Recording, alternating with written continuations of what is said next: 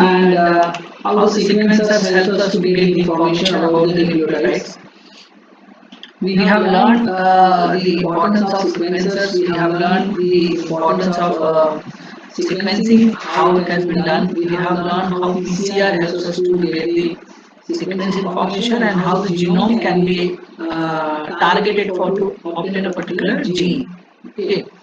Today we will learn the second part, that how to retrieve any protein sequence. As I already told you, there are two ways by which you can obtain any protein sequence or any gene sequence or any nucleotide sequence. That too by getting a third party sequence which is available on the internet or maybe submitted to you by some other author. And secondly, in person, means you can generate your own sequences of protein also. So if you wanted to go for getting own sequences of the protein, then you need to target that particular protein. So how to target that protein and how ultimately you will reach to a protein sequence, that is what is a very important part we have to look after in today's lecture. So I will present you my screen, how it can be done.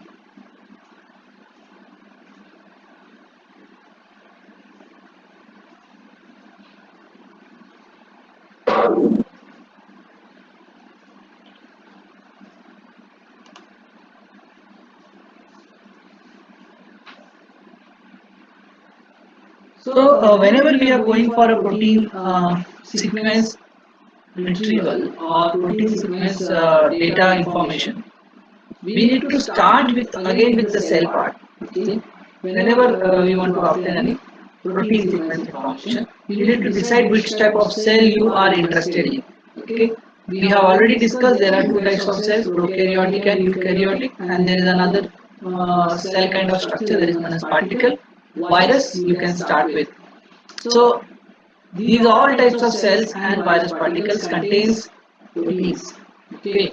Now, whenever I am saying proteins, your cell is a market of actually proteins. Okay? It's a market of proteins. Means you will not see only one protein. There are thousands of proteins, right? Thousands of proteins getting synthesized at one time.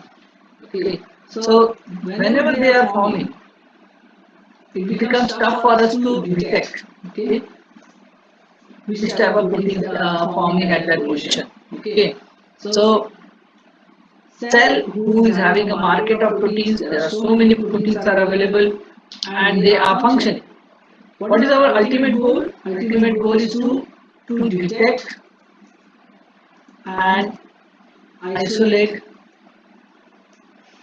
one protein. Okay, so this is our goal. How we can isolate a protein of desire from a cell? So this thing we need to understand. Okay. So what are the procedures that I would like to tell you? So first procedure is that you need to go for selection of cell type. Okay, selection of cell type. What does this mean? Consider that you are considering any eukaryotic system. Okay, in a eukaryotic system, what happens? We have different tissues. Every tissue is a mixture of cell type. Okay, हर एक tissue क्या होता है? It's a mixture of cell types. Means it's a combination. Okay, it's a combination. So according to tissue, okay, according to tissue, you have cells. Okay, cells type. Now why I'm saying tissue? Because tissue has the ability to perform particular function. Okay, so that function is actually related with the protein expression. Okay, so whenever I'm saying function of tissue, it will be related with the protein. Okay, it will be related with the protein. That to protein expression. Means, what does this mean? Expression. Expression means it doesn't guarantee It doesn't guarantee that it will form always. Okay, it doesn't guarantee it will form always. Means cells are not assured for their protein type for always. Means वो हमेशा protein जो हमको चाहिए वो express करेगा ऐसा जरूरी नहीं है. मीन्स इट इज सिलेक्टिव और रिप्रेसिव. यानी वो तो सिलेक्ट करेगा किसी प्रोटीन को एक्सप्रेस करने के लिए या फिर वो रिप्रेस रहेगा, बंद रहेगा. Means gene what is the ultimate goal is a gene या प्रोटीन जब एक्सप्रेस होगा तो वो दिखेगा, अगर वो एक्सप्रेस नहीं हो रहा है तो नहीं दिखेगा. So what is the thing what you have to do first, you have to select the tissue, ठीक है, which expresses your protein. हमने पिछले बार देखा था हमारा अल्डोलेज ए जीन का एक्सप्रेशन देखा था, है ना. उसमें सबसे ज्यादा एक्सप्रेस कहाँ हो रहा था, कौन से टिश्यू में हो रहा था या कौन से ऑर्गन में हो रहा था, हार्ट. Heart, right. सो हमको ये समझ में आता है कि अल्डोलेज ए हार्ट में एक्सप्रेस हो रहा है तो हम बड़ी आसानी से हार्ट के सेल्स से उसको निकाल सकते हैं, ठीक है.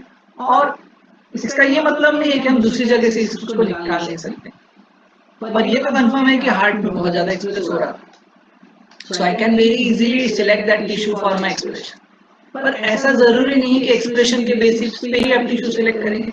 आप टिश्यू के बेसिस पे भी प्रोटीन को एक्सप्रेस हो रहा है या नहीं हो रहा है ये पता कर सकते हैं. सो आइदर और प्रोटीन कौन से टिश्यू में ज्यादा एक्सप्रेस हो रहा है उसके बेसिस पे टिश्यू सिलेक्ट कर सकते हैं, या फिर आप कोई भी टिश्यू में चेक कर सकते हैं कि वो प्रोटीन एक्सप्रेस हो रहा है, ठीक है. तो ये कंफर्म करने के लिए यानी प्रोटीन तक सबसे पहले पहुंचने के लिए कंफर्म करना पड़ेगा that whether that particular tissue और सेल, ठीक है, और cell of interest produces that protein or not, ठीक है. वो प्रोटीन वो बना रहा है या नहीं बना रहा है ये हमको सबसे पहले पता करना पड़ेगा. Now what are the options, हम कैसे उसको डिटेक्ट करेंगे कि प्रोटीन एक्सप्रेस हो रहा है उस सेल में या नहीं हो रहा है. तो सबसे पहला ऑप्शन होता है I need to target mRNA. आप क्या कर सकते हो उसका mRNA टारगेट कर सकते हैं, ठीक है. mRNA टारगेट करना इसलिए आसान है क्योंकि इसमें आपका जीनोमिक्स पार्ट है, जीनोमिक्स पार्ट. और अगर आप प्रोटीन को टारगेट करने की कोशिश करेंगे तो प्रोटीन थोड़ा tough part, tough to study, ठीक है, tough to study. So general term में फर्स्ट जो स्टडी होता है वो होता है mRNA एक्सप्रेशन.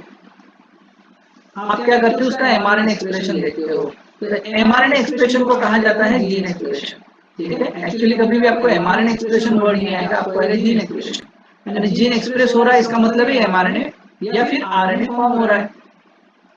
तो जीन एक्सप्रेशन स्टडीज आप करते हैं. जीन एक्सप्रेशन स्टडीज में सबसे पहले क्या करेंगे, जिस भी सेल को आपको स्टडी करना है वो पर्टिकुलर कंडीशन से आप उसको आइसोलेट करें. अब ऐसा क्यों बोल रहा हूँ मैं कंडीशन. देखिए फॉर एग्जांपल आपने एक ह्यूमन को लिया स्टडी में, ठीक है, ये आपका सब्जेक्ट सब्जेक्ट ह्यूमन को आपने लिया. अब ये ह्यूमन अलग अलग टाइप के हो सकते हैं. For example control versus experimental, control versus experimental. इसका मतलब क्या, जहाँ पे कंट्रोल यानी सी और वो कोई भी मान के चलते कि कोई ड्रग नहीं ले रहा जिसके ऊपर आप इन्वेस्टिगेट कर रहे हैं. पर एक्सपेरिमेंटल क्या हो रहा है, ये आपका ड्रग ले रहा है, तो पर्टिकुलर ड्रग टेस्ट के ऊपर चल रही है. तो अब यहाँ पे दो टाइप के ह्यूमन सब्जेक्ट्स हो रहे हैं, one is control another is experimental. और दोनों में आप ड्रग्स दे रहे हो, सॉरी एक में ड्रग दे रहे हो और एक में ड्रग आप बिल्कुल नहीं दे रहे. तो इससे क्या हो गया कि उसका जो प्रोटियोमिक्स है ये बहुत इंपॉर्टेंट. प्रोटियोमिक्स का जो प्रोटियोमिक्स है वो चेंज हो जाएगा. प्रोटियोमिक्स चेंज होना यानी क्या, मान के चल रहे हैं, ठीक है. प्रोटियोमिक्स यानी चेंज होना यानी क्या, जीन एक्सप्रेशन उसका चेंज हो जाएगा because of the drug. Drug will act, okay, drug will act on the genome, ठीक है, एग्जैक्टली डायरेक्टली जीनोम पे जाके टच नहीं होगा, वो बाकी प्रोटीन्स को इनहिबिट करेगा, रिजल्टेंट आपका जीनोम विल बिहेव डिफरेंटली और उसकी वजह से प्रोटीन एक्सप्रेशन चेंज हो जाएगा, जीन एक्सप्रेशन चेंज हो जाएगा, ठीक है। सो अभी आपके पास में दो सब्जेक्ट्स हैं, ह्यूमन है, उसके दो टाइप है, one is control, another is experimental. आपने एक को ड्रग दिया, एक को ड्रग नहीं दिया, तो ये रिस्पॉन्ड अलग अलग करेंगे, ठीक है sir. Control and experiment, can you repeat that? I am little bit confuse. देखिए क्या हो रहा है ना, ह्यूमन के अंदर, अगर मैं ह्यूमन को कंसीडर कर रहा हूँ, ह्यूमन प्रोटीन मुझे कोई आइसोलेट करना है, ठीक है, तो मान के चलिए कि कोई ऐसी सिचुएशन है जहाँ पे ये ह्यूमन के दो टाइप है, एक कंट्रोल ह्यूमन है और एक एक्सपेरिमेंटल ह्यूमन। कंट्रोल ह्यूमन यानी जिसमें कोई भी उसको ड्रग नहीं दे रहे, कोई दवाई नहीं दे रहे उसको, और एक्सपेरिमेंटल में क्या हो रहा है कि उस ह्यूमन को ड्रग दे रहे हैं। तो जैसे ही ड्रग बॉडी के अंदर जाएगी, what will happen, it will try to change the proteomics. इसलिए बोलते हैं कि प्रोटियोमिक्स बहुत ज्यादा वेरिएंट है, जीनोमिक्स से जितना फिक्स नहीं है, वेरिएंट है बहुत, हर समय वो चेंज होते जाता है। तो जैसे ही ये दवाई हम देंगे एक्सपेरिमेंटल कंडीशन में, तो उस पर्सन के अंदर का प्रोटियोमिक्स चेंज हो जाएगा, क्योंकि उसका जीन एक्सप्रेशन चेंज हो जाएगा।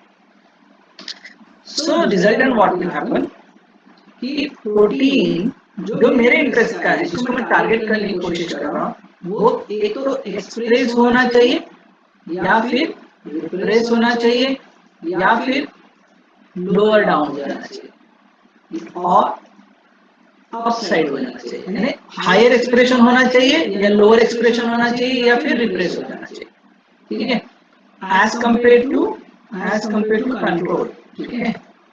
कंट्रोल की जो स्टैंडर्ड वैल्यू उससे वो कम या ज्यादा होते जाएगा। तो ये सारी सिचुएशन के बेसिस पे आप सिलेक्शन ऑफ सेल करेंगे। तो मैं बोल रहा हूँ आप कौन से समय सेल को निकालोगे, ये बहुत इंपॉर्टेंट है। उस समय उसके बॉडी के अंदर जो प्रोटीन्स होंगे, सिर्फ वही प्रोटीन आपको वहां दिखेंगे।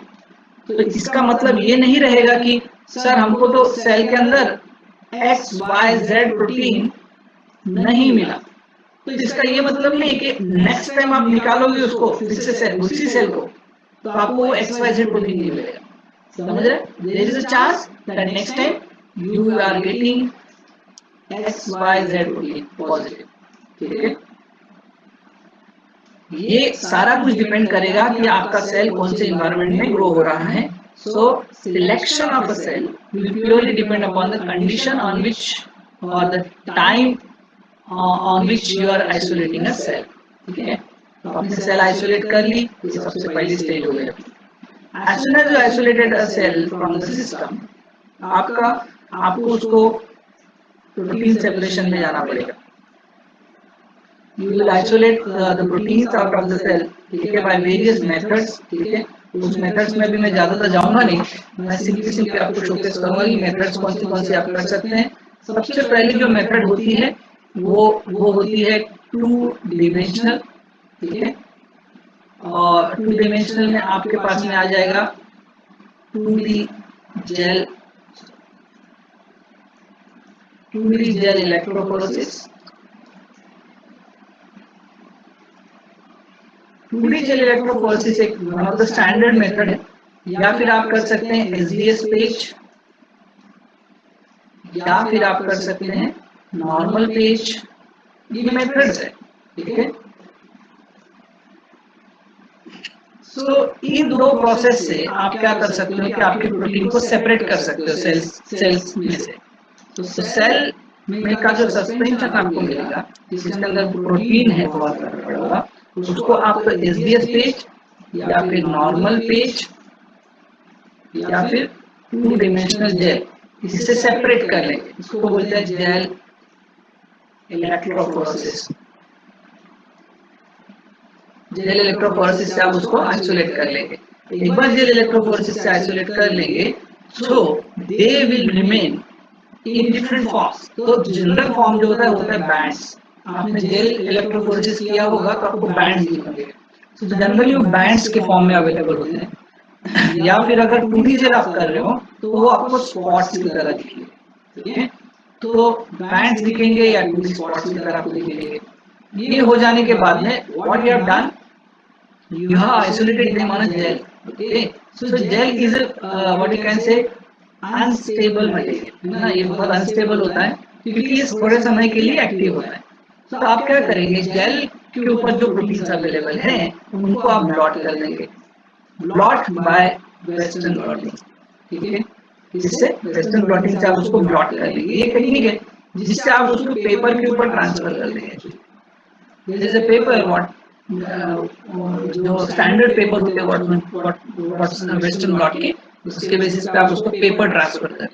Paper is very stable molecule और उसके ऊपर आप आसानी से प्रोटीन्स को ट्रांसलेट कर लेंगे।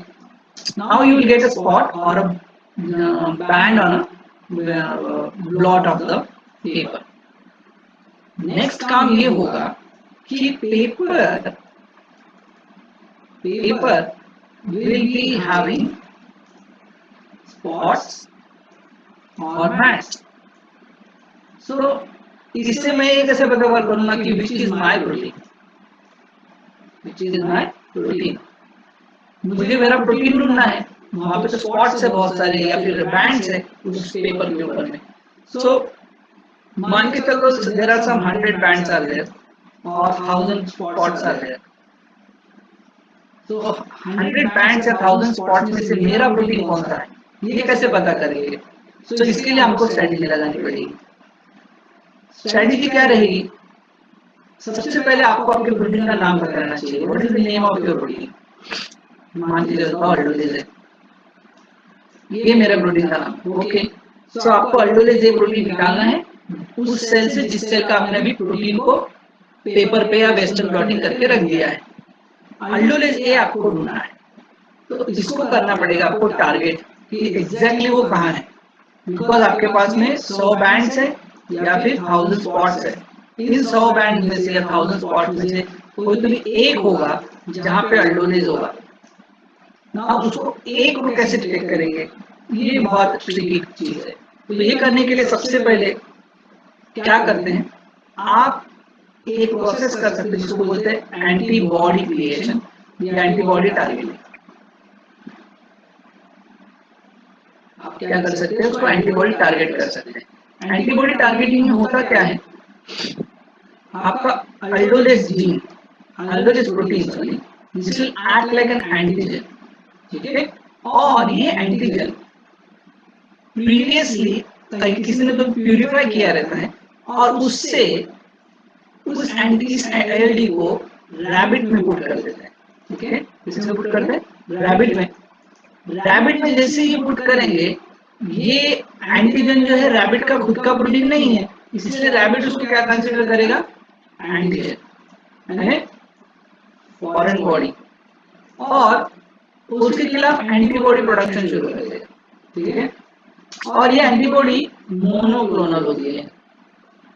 ठीक है, मोनोक्लोनल एंटीबॉडी, मोनोक्लोनल यानी हाईली स्पेसिफिक। अब बोलोगे रैबिट में तो सर और भी बाकी के प्रोटीन्स जाते होंगे और भी बहुत सारे प्रोटीन्स होते होंगे या बहुत सारे और एंटीजन जाते होंगे। नहीं, वो नाइव रहते हैं।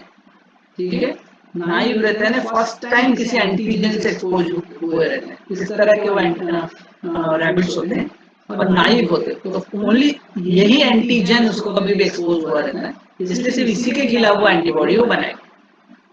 फिर उनके सेल्स में से ये एंटीबॉडीज हम बाहर निकाल देते हैं।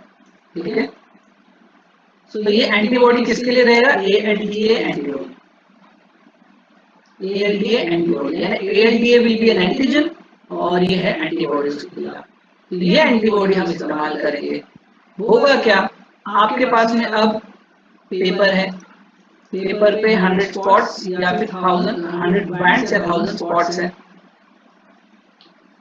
ये आपको दिखेंगे नहीं, यहाँ पे ऐसे ही पड़े रहेंगे वो अनसीन एकदम प्लेन। आप क्या करेंगे, आपका एंटीबॉडी एक सॉल्वेंट में डिसॉल्व करेंगे या बफर में। ठीक है, स्टैंडर्ड बफर्स होते हैं, उसके बफर में डिसॉल्व करेंगे, सस्पेंड करेंगे, और इस सॉल्वेंट में या बफर में आपका पेपर सस्पेंड करेंगे। ठीक है, सस्पेंड पेपर। जैसे ही पेपर उसके अंदर सस्पेंड हो जाएगा इस सॉल्वेंट के अंदर, ये एंटीबॉडी अपना एंटीजन सर्च करना शुरू कर देगी, ठीक है। और एंटीजन सर्च करने के बाद किसको टारगेट करेगी बताएंगे? किसको टारगेट करेगी? एंटीबॉडी नहीं, एंटीबॉडी तो एंटीबॉडी किसको सर्च करेगी? एंटीजन को। एंटीजन कौन है? अल्डोलेज ए। हाँ राइट, एएलडी को टारगेट करेगी, वो जहां कहीं भी होगा वहां जाके वो बाइंड कर देगी, ठीक है। तो यहाँ पे फॉर्म होगा एएलडीए एंटीबॉडी कॉम्प्लेक्स। क्या फॉर्म होगा? एएलडीए एंटीबॉडी कॉम्प्लेक्स। तो जैसे ही ये फॉर्म होता है ये यहाँ पे फिक्स हो जाएगा, बाइंड हो जाता है, ठीक है, फिक्स एंड बाइंड। थोड़ी देर में क्या करेंगे, हम एक सॉल्वेंट वॉश देंगे, सॉल्वेंट वॉश, उसको पेपर को बाहर निकालेंगे और एक दूसरे सॉल्वेंट पर डालेंगे जिसका नाम है सॉल्वेंट वॉश। यहाँ पे सॉल्ट्स होते हैं इस लिक्विड के अंदर। ये सॉल्ट्स क्या करेंगे, अगर कोई अनबाउंड प्रोटीन है तो वो निकल जाएगा वहां से, ठीक है, और क्लीन हो जाएगा। तो आपको दिखेगा कि प्योर बाइंडिंग वाला प्रोटीन है, जहाँ पे ALDA और उसका एंटीबॉडी अटैच्ड है।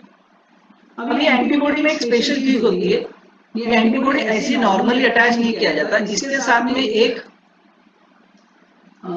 फ्लोरेसेंट मार्कर भी लगाया जाता है, ठीक है, उसको अटैच होता है। सो ये फ्लोरेसेंट मार्कर या फिर एक आधा डाई उसके ऊपर लगाया जाता है, ठीक है। ये डाई जैसे ही रिएक्शन होता है किसी केमिकल के साथ में, तो आपको दिखेगा कि पूरे स्पॉट में या पूरे पेपर में एक जगह आपको ब्लैक स्पॉट दिखाई देगा। ब्लैक स्पॉट जहां दिखेगा इसका मतलब है कि वहां आपका प्रोटीन है। कौन सा प्रोटीन है बताएंगे? कौन सा प्रोटीन है? अल्डोलेज ए। राइट, अल्डोलेज ए, यानी यू हैव टारगेटेड, राइट। आपने उसको टारगेट कर दिया और उसको लोकलाइज्ड कर दिया, लोकलाइज्ड ऑन पेपर, ठीक है। अगला काम क्या रहेगा, आपने उसको लोकलाइज कर लिया तो पेपर का उतना पार्ट आप क्या करेंगे, cut, will cut that small part of the paper. आपको बाकी प्रोटीन से कोई लेना देना नहीं है क्योंकि आप अल्डोलेज ए टारगेट कर रहे हैं। अगर आपको ऐसा स्पॉट पॉजिटिव मिलता है, इसका मतलब है कि cell has expressed protein at that time of isolation, ठीक है। जब आपने उसको आइसोलेट किया या जिस कंडीशन में आपने उसको आइसोलेट किया उस समय आपको वो प्रोटीन मिला है। एक चीज याद रखिए, ये क्वालिटेटिव है, ठीक है। ये क्या है? क्वालिटेटिव है। आप यहाँ पे उसको एग्जैक्टली क्वांटिफाई नहीं कर सकते, ठीक है। तो ये क्वालिटेटिव टेस्ट है, यहाँ पे आप उसको एग्जैक्टली गिन नहीं सकते कि कितना वो है, तो ये क्वालिटेटिव टेस्ट है। फिर ये जो आपको प्रोटीन मिलेगा कट पेपर के फॉर्म में मिलेगा। अभी भी ये पेपर के अंदर ही बैठा हुआ है और वो भी किसके साथ में? एंटीजन एंटीबॉडी के साथ, है ना। एंटीजन यानी आपका अल्डोलेज, एंटीबॉडी यानी आपने जो रैट से उसको अटैच किया हुआ है। आप क्या करेंगे? NaCl ट्रीटमेंट देंगे। NaCl ट्रीटमेंट देने के बाद में क्या होगा, एंटीबॉडी एंड एंटीजन सेपरेट हो जाएंगे, ठीक है। एंटीजन एंड एंटीबॉडी सेपरेट हो जाते हैं। सेपरेट हो जाने के बाद में आप इसको क्रोमेटोग्राफी से प्यूरिफाई कर सकते हैं, ठीक है। You will purify through column chromatography. Column chromatography में क्या होगा कि दो अलग अलग फ्रैक्शंस में आपको प्रेजेंस मिलेगा, प्रेजेंस ऑफ प्रोटीन्स। तो एक में मिलेगा एंटीजन और एक में मिलेगा एंटीबॉडी। अब वो कौन से इसमें है ये पता करने के लिए आप कर सकते हैं ऐसे, ठीक है। आप क्या कर सकते हैं? ऐसे कर सकते हैं कि कौन से फ्रैक्शन में एंटीजन है, कौन से इसमें एंटीबॉडी। ऐसे में क्या होता है, जैसे अल्डोलेज है ना, तो अल्डोलेज का अगर मैंने सबस्ट्रेट इसमें पुट कर दिया तो वो रिएक्शन देगा उसके सामने। रिएक्शन होगा तो वो मे बी कलरीमेट्रिक होगी या फ्लोरेसेंस बेस होगा, ठीक है, इस तरह से। तो मैं डिटेक्ट कर लूंगा क्योंकि ये छोटा सा लिक्विड है जिसके अंदर अल्डोलेज अवेलेबल है। अब मेरे पास में स्ट्रॉन्ग सैंपल है ALDA का, and that too in a liquid form. That too in a liquid form. तो आपके पास में लिक्विड फॉर्म में यानी सस्पेंशन में आपके पास में अल्डोलेज ए आ गया। आपने देखो पूरी प्रोसीजर किया, सेल को बर्स्ट किया, सेल में से प्रोटीन निकाले, सारे प्रोटीन्स को आपने एसडीएस पेज या फिर नेटिव पेज या फिर 2D जेल इलेक्ट्रोफोरेसिस से सेपरेट किया। सेपरेट करने के बाद में आपने आपके अल्डोलेज ए को टारगेट किया। टारगेट करने के लिए आपने one of the procedure use की जिसको बोल रहे हैं हम एंटीजन एंटीबॉडी रिएक्शन, जहाँ पे आपने पर्टिकुलर एंटीबॉडी सिंथेसाइज किया जो मोनोक्लोनल इन नेचर है, उसको उसके साथ रिएक्शन करवाया। 2D जेल या फिर पेपर पे प्लॉट पे आपको एक स्पॉट मिला, तो स्पॉट को कट करने के बाद में आपने उसमें से एंटीजन को अलग किया, एंटीबॉडी को अलग किया, और अब आपके पास में प्यूरिफाइड फॉर्म में अल्डोलेज ए है।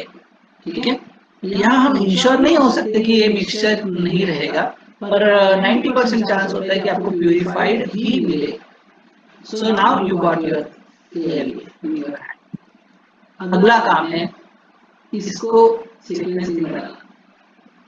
तो हमारे पास में सी टर्मिनल सीक्वेंसिंग प्रोसीजर होती है, या फिर आप एन टर्मिनल सीक्वेंसिंग कर सकते हैं, या फिर आप कर सकते हैं मार्टिटॉफ।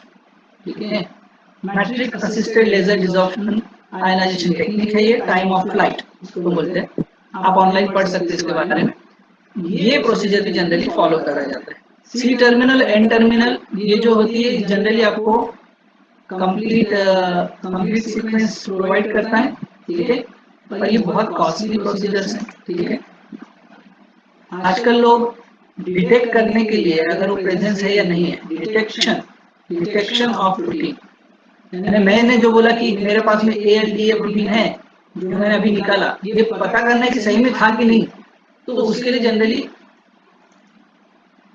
माल्टीटॉफ इस्तेमाल करते हैं। माल्टीटॉफ क्या करता है, आपके पास में ALDA का फ्रैक्शन आ गया है, ठीक है, जो प्यूरिफाइड है। ठीक है, उसको आप मेम्ब्रेन ट्रांसफर भी करते हैं, मेम्ब्रेन प्यूरिफिकेशन करते हैं। तो सब होने के बाद में आपके पास में प्यूरिफाइड फ्रैक्शन अवेलेबल है। सबसे पहले उस प्रोटीन को आप ट्रिप्सिनाइज कर देते हैं। क्या करते हैं, ट्रिप्सिनाइज। ये बता सकते हैं क्या है ट्रिप्सिनाइजेशन?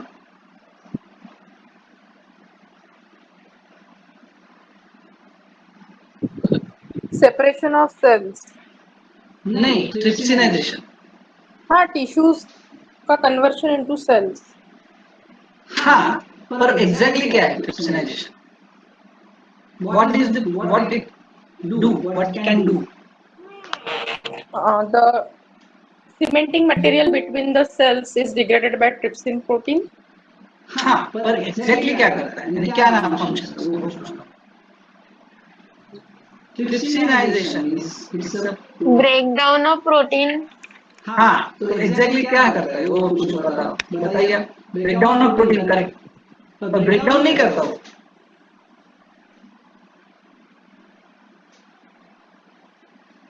तोड़ता, हाँ तोड़ता है, पर प्रोटीन को नहीं तोड़ता, किसी और को तोड़ता है। किसको तोड़ता है?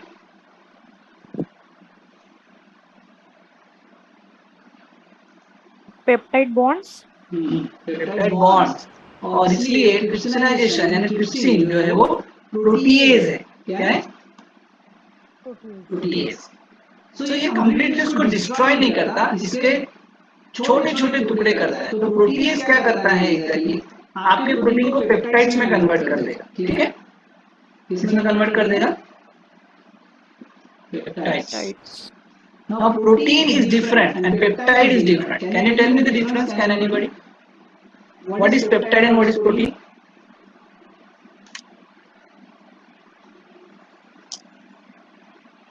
Partially hydrolyzed product of protein is peptide.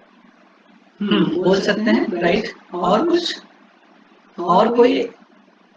How much is the length, minimum length of the protein when we say it's a peptide, and how much is the length when we cannot say it's a peptide, it's a protein?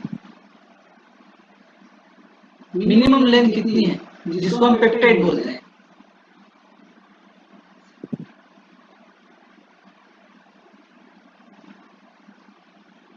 ये ये जो protein है insulin, ये protein है या peptide है?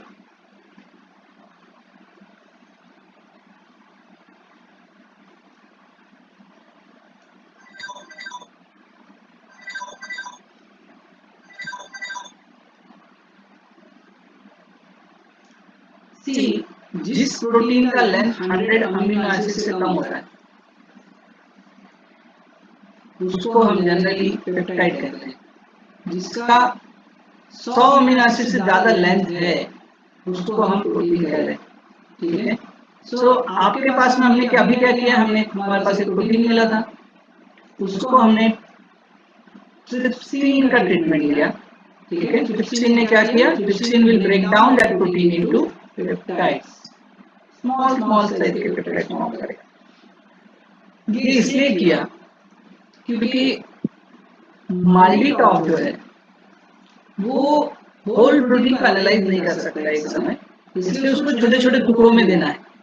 फिर वो छोटे छोटे टुकड़े सीक्वेंस करेगा और वो सीक्वेंस करने के बाद हम उसको फिर से जोड़ेंगे और फिर से जोड़ने के बाद हमको आइडिया आ जाएगा कि हमारे पास कौन सा प्रोटीन है, एएलडीए है या नहीं है। ठीक है, सो ये सारी चीजें हमको पता रहनी चाहिए। तो एएलडीए है या नहीं है ये हम अब माल्टीटॉप से पता करेंगे।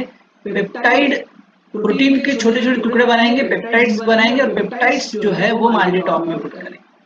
माल्टीटॉप क्या करेगा, हर एक पेप्टाइड का टाइम ऑफ फ्लाइट ऐसे करेगा। ठीक है, टाइम ऑफ फ्लाइट। तो टाइम ऑफ फ्लाइट ऐसे में क्या होगा कि उसका एक स्टैंडर्ड पिक्स आते हैं, स्टैंडर्ड पिक्स। वो स्टैंडर्ड पिक्स अमीनो एसिड से कोरिलेट करते हैं, यानी जो पिक्स आएंगे हर एक पिक हर एक अमीनो एसिड से दूसरे अमीनो एसिड से अटैच्ड होगा तो एक स्टैंडर्ड पिक देता है। मान के चलो मैं एग्जांपल देता हूं, जैसे एलानिन एंड वैलिन, अगर ये दोनों एक दूसरे से पेप्टाइड बॉन्ड से जुड़े हुए हैं तो एक टिपिकल उसका पिक आएगा। फिर एलानिन ग्लाइसिन के साथ जुड़ेगा तो उसका टिपिकल पिक आएगा। ऐसे उन्होंने सारे कॉम्बिनेशन स्टडी करके उसका standardized time of flight mass to charge ऐसे mass to charge values record की गई है, जैसे बोलते हैं m-z mass to charge values recorded है। और आपके पेप्टाइड में भी वैसे ही एनालिसिस हो करते हैं। जब ये पेप्टाइड रन होगी एनालिसिस में जाएगी तो उसके भी टिपिकल पैटर्न्स आएंगे और वो टिपिकल पैटर्न्स के बेसिस पे हम डिटेक्ट करते हैं कि हमारा जो पेप्टाइड है उसका कॉम्बिनेशन ओवरऑल क्या है। ये सब हो जाने के बाद में आपको अल्टीमेटली एक आउटपुट आएगा, वो आउटपुट कुछ इस तरह आएगा, मुझे दिखा रहा हूं। देखिए एक है, यहाँ पे हमने एक एनालिसिस किया। ठीक है, सॉफ्टवेयर में जो माल्टीटॉप है उसने हमको एक वैल्यू दिया, सीक्वेंस दिया और सीक्वेंस करने के बाद में उसने हमको एक छोटे छोटे बैंड दे दिए। दिख रहे हैं आपको यहाँ पे स्टार्ट एंड एंड, ये है पेप्टाइड्स। उन्होंने बोला कि आपके पेप्टाइड्स में पहला जो पेप्टाइड है वो ये है GASVV, ये हमको मिला, फिर ये दूसरा मिला, ये तीसरा मिला, चौथा मिला, पांचवा मिला, ऐसे सारे आपको मिल गए। ठीक है, ये पेप्टाइड्स है, ये कंप्लीट प्रोटीन नहीं है क्योंकि हमने प्रोटीन को तोड़ दिया था छोटे छोटे टुकड़ों में, इसलिए आपके प्रोटीन के छोटे छोटे टुकड़े डिस्क्रीट हो गए, सेपरेट हो गए। पर जब हम उनको जोड़ देंगे एक साथ, मान के चलो इसको हमने यहाँ से जोड़ दिया,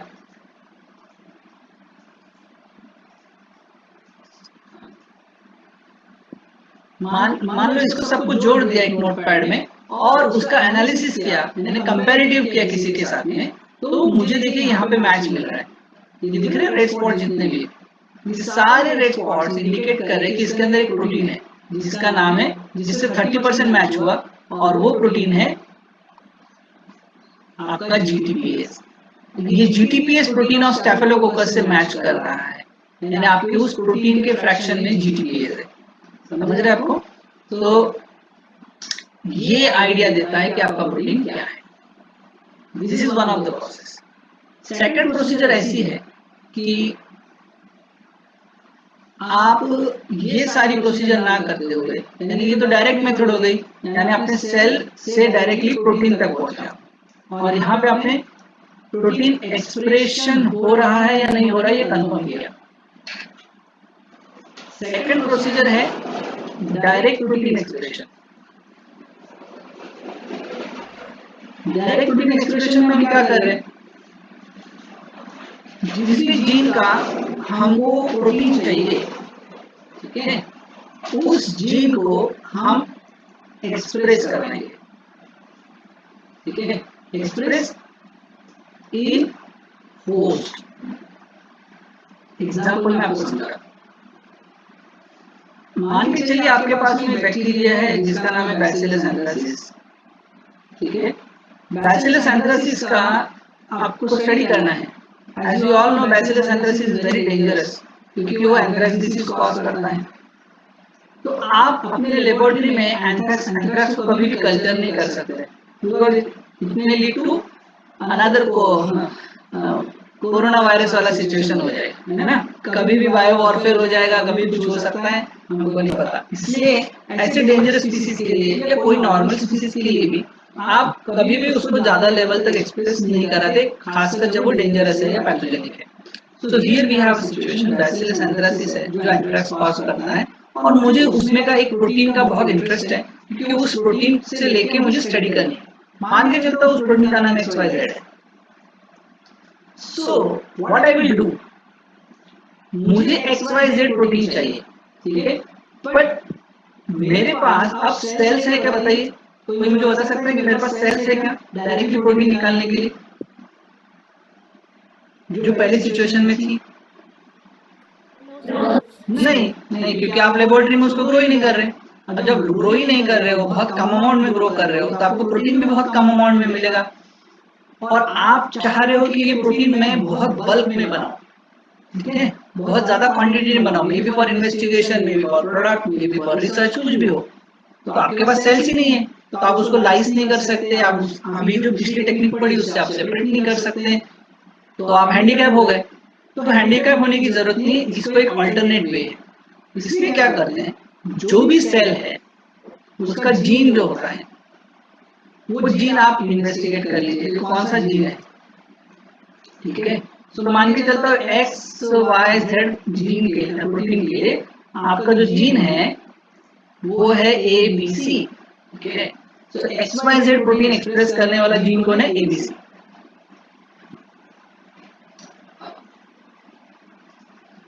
अब ABC जीन आपको XYZ प्रोटीन किस तरह देगा, बताएंगे प्रोसीजर बीच में क्या फॉर्म करेगा वो? ABC जीन XYZ प्रोटीन देने के लिए बीच में क्या फॉर्म करेगा,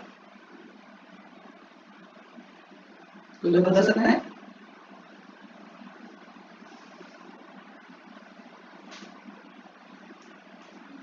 सिंपल है, mRNA. mRNA फॉर्म करेगा ना। mRNA फॉर्म करेगा, सो हम mRNA को टारगेट करेंगे। किसको टारगेट करेंगे, mRNA, क्योंकि हमको जीन में इंटरेस्ट नहीं है, हमको इंटरेस्ट है उसके mRNA में। और इसको कहा जाता है EST। क्या कहा जाता है, EST, that is expressed sequence tag, या फिर cDNA, या फिर mRNA। ये तीनों शब्द है उसके लिए। cDNA भी कहा जाता है इसको, कॉम्प्लीमेंट्री डीएनए या एक्सप्रेस सीक्वेंस टैग। ये तीनों चीजें एक ही है और इससे हम आगे बढ़ेंगे। सो एक्चुअली mRNA जो होता है ना, mRNA पूरा का पूरा प्रोटीन देता है कि मुझे बता सकता है कोई? होल mRNA गिव्स प्रोटीन और नॉट? हम तो हमेशा बोलते हैं mRNA गिव्स प्रोटीन। तो मुझे मेरा ये क्वेश्चन है कि पूरा का पूरा mRNA प्रोटीन देता है क्या? मैंने पहले न्यूक्लियोटाइड से, हाँ, नो। मैं क्वेश्चन पूछूंगा वाई, मैं पूछूंगा वाई, फिर कौन है?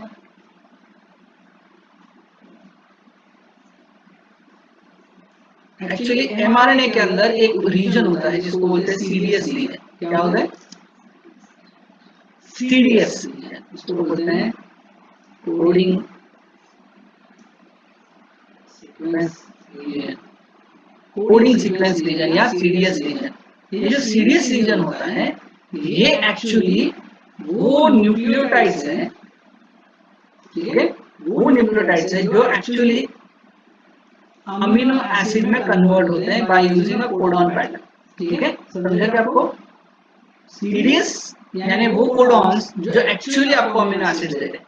तो हमको तो आर्टिफिशियली बनाना है ना, आर्टिफिशियली बनाना है। आर्टिफिशियली क्या बनाना है? प्रोटीन। तो हमको क्या लगेगा? एमआरएनए लगेगा कि सीडीएस लगेगा? सीडीएस। सीडीएस लगेगा। सीडीएस ही रियली वो कोड कर रहा है।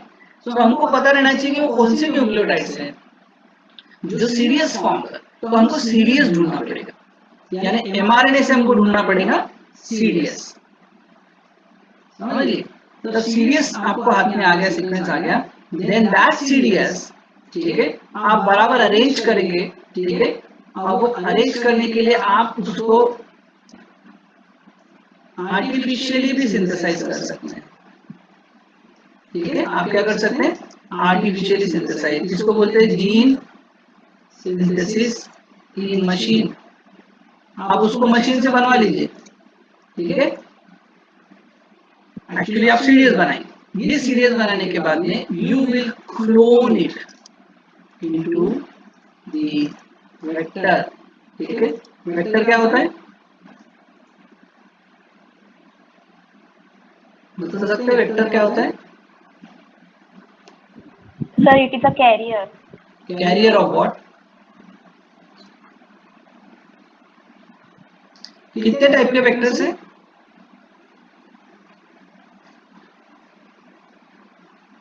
कितने टाइप के वेक्टर्स हैं? दो टाइप के वेक्टर्स है, बता सकते हैं नाम क्या है? Cloning and expression. Right, very good. Cloning and expression, very good. Cloning and expression vector, cloning and expression vector हम कौन सा इस्तेमाल करेंगे? Expression. Expression vector. Expression vector will use, right, use expression vector, क्योंकि हमको प्रोटीन बनाना है, हमको copy number नहीं चाहिए ना, हमको जीन की कॉपी या एमआरएनए की कॉपी नहीं चाहिए, हमको उसका प्रोडक्ट चाहिए। उसका एक्सप्रेशन वेक्टर रखेंगे। एक्सप्रेशन वेक्टर भी फिर अलग अलग टाइप के होते हैं, जैसे इंड्यूसिबल, इंड्यूसिबल प्रमोटर्स होते हैं उसके अंदर। ये तो सब पता है, इसके अंदर जाऊंगा नहीं मैं आपको अभी, मैं शॉर्ट में समझा रहा हूँ। तो ये cloning vectors, sorry expression vector के अंदर में आपका सीडीएस पुट कर दें। अब ये आपका वेक्टर रेडी है, वेक्टर विथ फॉरेन इंसर्ट। ठीक है, vector with foreign insert ready है। तो now it is ready to go inside. तो आप क्या करेंगे? इसको होस्ट में पुट कर देंगे। होस्ट कौन में पुट करेंगे? इकोलाई। ठीक है, अब आप बोलेंगे इकोलाई क्यों सर? तो ये डिपेंड करता है। ठीक है, क्योंकि अभी आपने जो प्रोटीन ऑफ इंटरेस्ट शोकेस किया, जिसका आपको बहुत ज्यादा अमाउंट में क्वांटिटी चाहिए, वो प्रोटीन बैक्टीरिया का है, बैसिलस सबटिलिस का, सॉरी बैसिलस एंथ्रेसिस का है। इसलिए आप आसानी से उसको इकोलाई में एक्सप्रेस कर सकते हो। पर अगर आप मान के चलो कि किसी होमो सैपियन का प्रोटीन चाहिए आपको, ठीक है, और उसका शेप एंड फंक्शन भी मेंटेन रखना है आपको।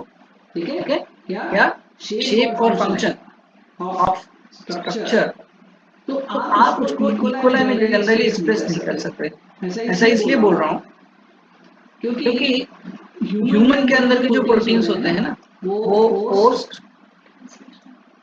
पोस्ट ट्रांसलेशन मॉडिफिकेशन में जाते हैं। पढ़ा होगा ये पोस्ट ट्रांसलेशन मॉडिफिकेशन क्या चीज है? बता सकते हैं कोई एग्जांपल एक दो? 5' cap poly. 5' कैपिंग और फॉस्फोराइलेशन, है ना? Phosphorylation is there, Ubiquitination. Ubiquitination, then glycosylation, है ना? ये सारी चीजें होती है जिससे वो प्रोटीन खुद को मॉडिफाई करता है और उसके बाद ही वो शेप फॉर्म करता है। तो ये सारी चीजें इकोलाई में नहीं हो सकती। ठीक है, इकोलाई में नहीं हो सकती, इसलिए उसको यीस्ट लेना पड़ेगा। ठीक है, या फिर किसी सेल लाइन का मदद लेना पड़ेगा जो ट्रांसफॉर्म्ड हो इस चीज के लिए या मॉडिफाइड हो इस चीज के लिए। तो ठीक है, ये सारा करने के बाद में आपके होस्ट ने वेक्टर को रिसीव कर लिया, फिर वेक्टर इसके अंदर एक्सप्रेस होगा तो वो बहुत सारा प्रोटीन बनाएगा जो आपके न्यूक्लियस का है, ठीक है, वो ज्यादा क्वांटिटी में बनाएगा। फिर आप उसको प्यूरिफाई करिए और इसे सीक्वेंसिंग करिए, ठीक है, और कंफर्म कर लीजिए कि आपने आपका प्रोटीन बराबर किया है या नहीं। ये सेकंड मेथड है जिसकी वजह से आप प्रोटीन को आइसोलेट कर सकते हैं, ठीक है। तो ये सारी चीजें याद रखिए जब भी आप प्रोटीन के ऊपर काम करें। प्रोटीन के ऊपर काम करना बहुत मुश्किल है एज कम्पेयर टू जीनोम या gene, so keep this in mind. So अभी हमने सारा पार्ट देख लिया है, हमको जीन पता है, हमको प्रोटीन पता है, एवरीथिंग वी नो। अब हमको ये पढ़ना है कि कौन सा सॉफ्टवेयर है जिसके कारण हम आसानी से वो एनालिसिस या सीक्वेंस को पढ़ सकते हैं। So today we'll go for one of the software जिसका नाम है बायोएडिट। ये एक सॉफ्टवेयर है बायोएडिट, आप उसको डाउनलोड कर सकते हैं, लिख लीजिए आपके पास, ठीक है। आप उसकी मेन वेबसाइट से जाके कर सकते हैं।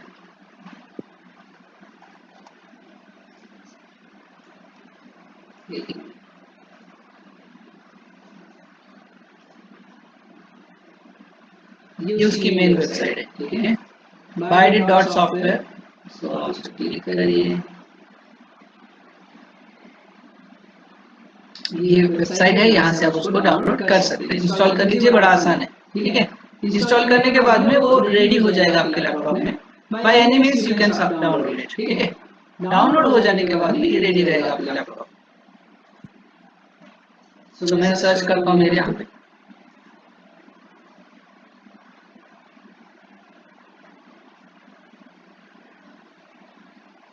ये सॉफ्टवेयर बायोएडिट।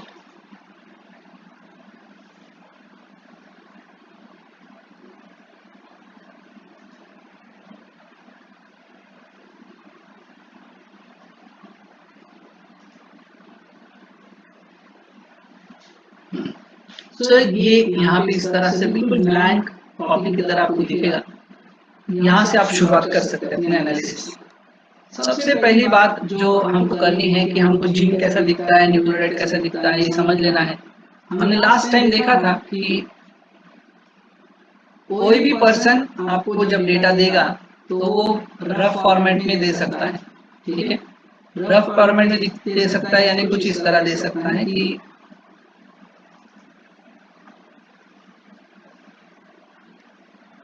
वो अवेलेबल रहे इन एनी डिफरेंट मोड्स। जैसे यहाँ पे आपको एक पास्ता फाइल में आपको फोकस करके दिखा रहा हूँ, कुछ इस तरह से वो आउटपुट आपको दे देगा।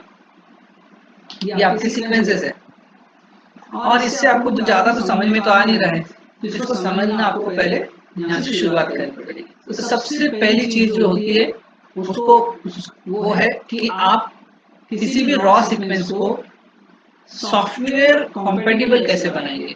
तो सॉफ्टवेयर कंपैटिबल बनाने के लिए सबसे पहली चीज होती है कि अगर आपको किसी ने ऐसा रॉ सीक्वेंस दे दिया तो इसको एक फॉर्मेट में कन्वर्ट करना चाहिए जिसका नाम है फास्टा, ठीक है। आपको उसको फास्टा में कन्वर्ट करना पड़ेगा। फास्टा में कन्वर्ट करने के लिए आपको करना है शिफ्ट बटन दबा के ग्रेटर देन साइन। आपके लैपटॉप के ऊपर शिफ्ट बटन दबाएंगे और ग्रेटर देन साइन दबाएंगे तो कुछ इस तरह से सिंबल आएगा। ये जैसे ही आप कर लेते हैं इसका मतलब है कि ये आप फास्टा फॉर्मेट को क्रिएट करना चाहते हैं। फिर आपको जो इन्फॉर्मेशन डालनी है इस सीक्वेंस के बारे में आप डाल सकते हो। जैसे मैं मान के चलता हूँ ये मेरा है, कुछ भी आप डाल सकते हैं, ठीक है।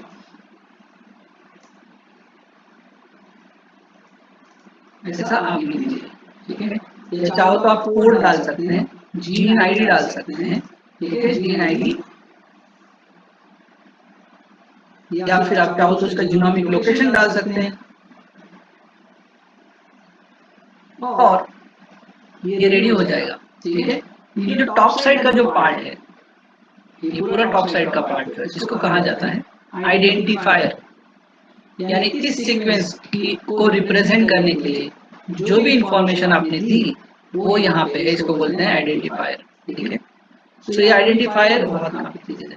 अगर आपने ये नहीं दिया तो बहुत सारे सॉफ्टवेयर इसको रिकॉग्नाइज नहीं कर सकते, क्योंकि हो सकता है कि आपकी किसी फाइल में दूसरा सीक्वेंस भी हो, ठीक है, कुछ नीचे हो, यहाँ पे है फॉर एग्जाम्पल, आपने यहाँ पे ऐसे डाल के रख दिया, तो ये सेकंड सीक्वेंस है, यहाँ पे गैप दे दिया आपने, तो सॉफ्टवेयर को क्या लगेगा कि ये सेकंड सीक्वेंस नहीं है, ये इसको क्या कर देगा, यहाँ से मर्ज कर देगा और वो एक ही सीक्वेंस करके समझेगा, इसलिए ये बाउंड्री है एक्चुअली वन टाइप, समझ रहे हैं? इस तरह से आप उसकी बाउंड्रीज बना के एक ही सीक्वेंस में अलग अलग, एक ही नोटपैड में अलग अलग सीक्वेंसेस रख सकते हैं और हर एक ग्रेटर देन साइन और आइडेंटिफायर रिप्रेजेंट करेगा एक पर्टिकुलर सीक्वेंस, ठीक है? अब ये है नोटपैड में। अब नोटपैड आपको कुछ ज्यादा इंफॉर्मेशन नहीं दे पा रहा है, नोटपैड आपको सिर्फ बता रहा है कि ये सीक्वेंस है। इसको और डिटेल इन्वेस्टिगेट करने के लिए अब आप इस्तेमाल करेंगे ये सॉफ्टवेयर, ठीक है? तो सबसे पहली बात है कि आप अपने लैपटॉप में ये सीक्वेंस पर्टिकुलर जगह सेव कर दीजिए, ठीक है? जैसे मैंने यहाँ पे सेव कर दिया है, यहाँ पे मैंने एक बायोइन्फॉर्मेटिक्स ट्रेनिंग का फोल्डर बनाया है, उसके अंदर वो सीक्वेंस अवेलेबल है, हाउ सीक्वेंस लुक लाइक। इस तरह से आप अपने लैपटॉप में उसको लोकेट कर दीजिए। लोकेट करने के बाद सॉफ्टवेयर से ओपन करिए, यहाँ से आप ओपन करिए उसको। कैसे ओपन करेंगे? फाइल ओपन, ठीक है?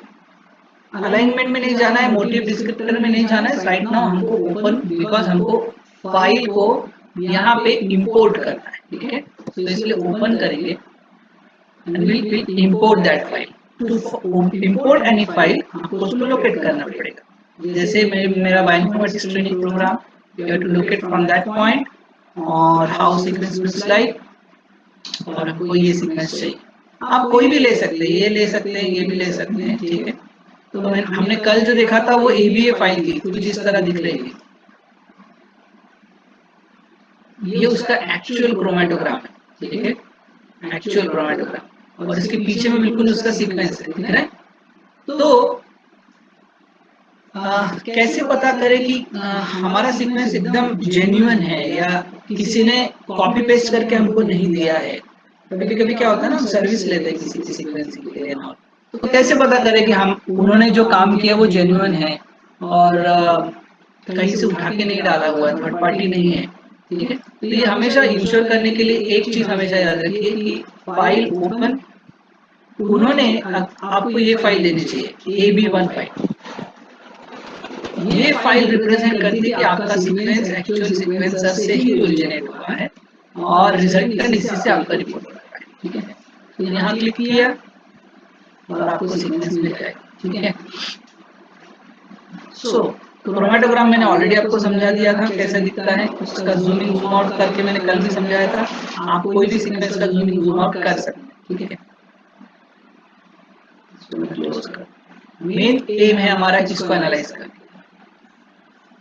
So, ये BioEdit is a sequence alignment editor program. आप इसमें सीक्वेंसिंग का एनालिसिस कर सकते हैं, समझ सकते हैं, बहुत सारी चीजों को एडिट कर सकते हैं। आप सीक्वेंसेस में भी कुछ चेंजेस कर सकते हैं, सो दैट चेंज होगा वो पता कर सकते हैं। तो पहला फैक्टर जो हम आज समझने वाले वो है कि सॉफ्टवेयर से कैसे स्टडी किया जा सकता है। थोड़ा फॉन्ट बढ़ा देता हूँ तो जरा अच्छे से देख सकें। सबसे पहली बात है कि इस सॉफ्टवेयर में यू हैव 2 विंडोज, दिख रहा है आपको? एक क्रॉस है बीच में, बाउंड्री है, ये है आइडेंटिफायर विंडो और ये है sequence window. Then you have a different visualization windows. आप देख सकते हैं there are different visualization windows are, you can use one of them for your simple representation. जो भी आपको चाहिए आप सिलेक्ट कर सकते हैं। आफ्टर सिलेक्टिंग दिस, यहाँ पे आपका एक स्क्रॉल बार है। स्क्रॉल बार बहुत काम की चीज है। स्क्रॉल बार क्यों काम की चीज है? बिकॉज अगर आपके पास में बहुत बड़ा जीनोम आ गया, ठीक है, पूरा जीनोम इसमें आपने ओपन किया हुआ है, तो वो जीबीज में या केबीज में रहता है। तो स्क्रॉलिंग अगर आपने स्लो करके रखी है तो आप आसानी से उसको एक जगह से दूसरी जगह पहुंच नहीं पाएंगे। तो अगर आपको बहुत फास्ट जाना है तो इसको फास्ट मोड पे डाल दीजिए, ठीक है? और अब आप स्क्रॉलिंग जब करेंगे ना नीचे से तो बहुत फास्ट जाता है, ठीक है? ऑलरेडी अभी फास्ट है क्योंकि बहुत छोटा सीक्वेंस है, पर जब आप बड़े जीनोम्स का इस्तेमाल करें जिसको यहाँ से यहाँ शिफ्ट करें, देन यहाँ पे एक छोटा सा मार्कर है, दिख रहा है आपको? Flag marker. फ्लैग मार्कर यानी क्या?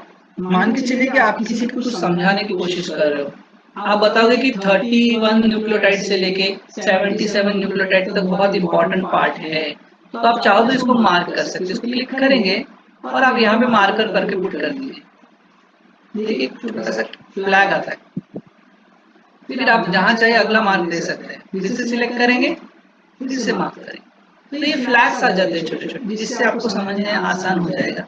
ये नोटपैड में नहीं कर सकते, ठीक है। तो जो भी कुछ एनालिसिस करना है आप इस फ्लैगिंग से उसको टैग कर सकते हैं। उसी तरह एंकर भी आप इस्तेमाल कर सकते हैं, सेम चीज है, सिर्फ अलग अलग रिप्रेजेंटेशन के लिए है, ठीक है।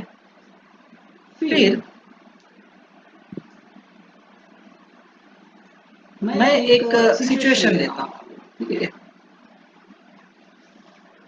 यहाँ मैंने लिखा है 300 से लेके 900 न्यूक्लियोटाइड, है ना।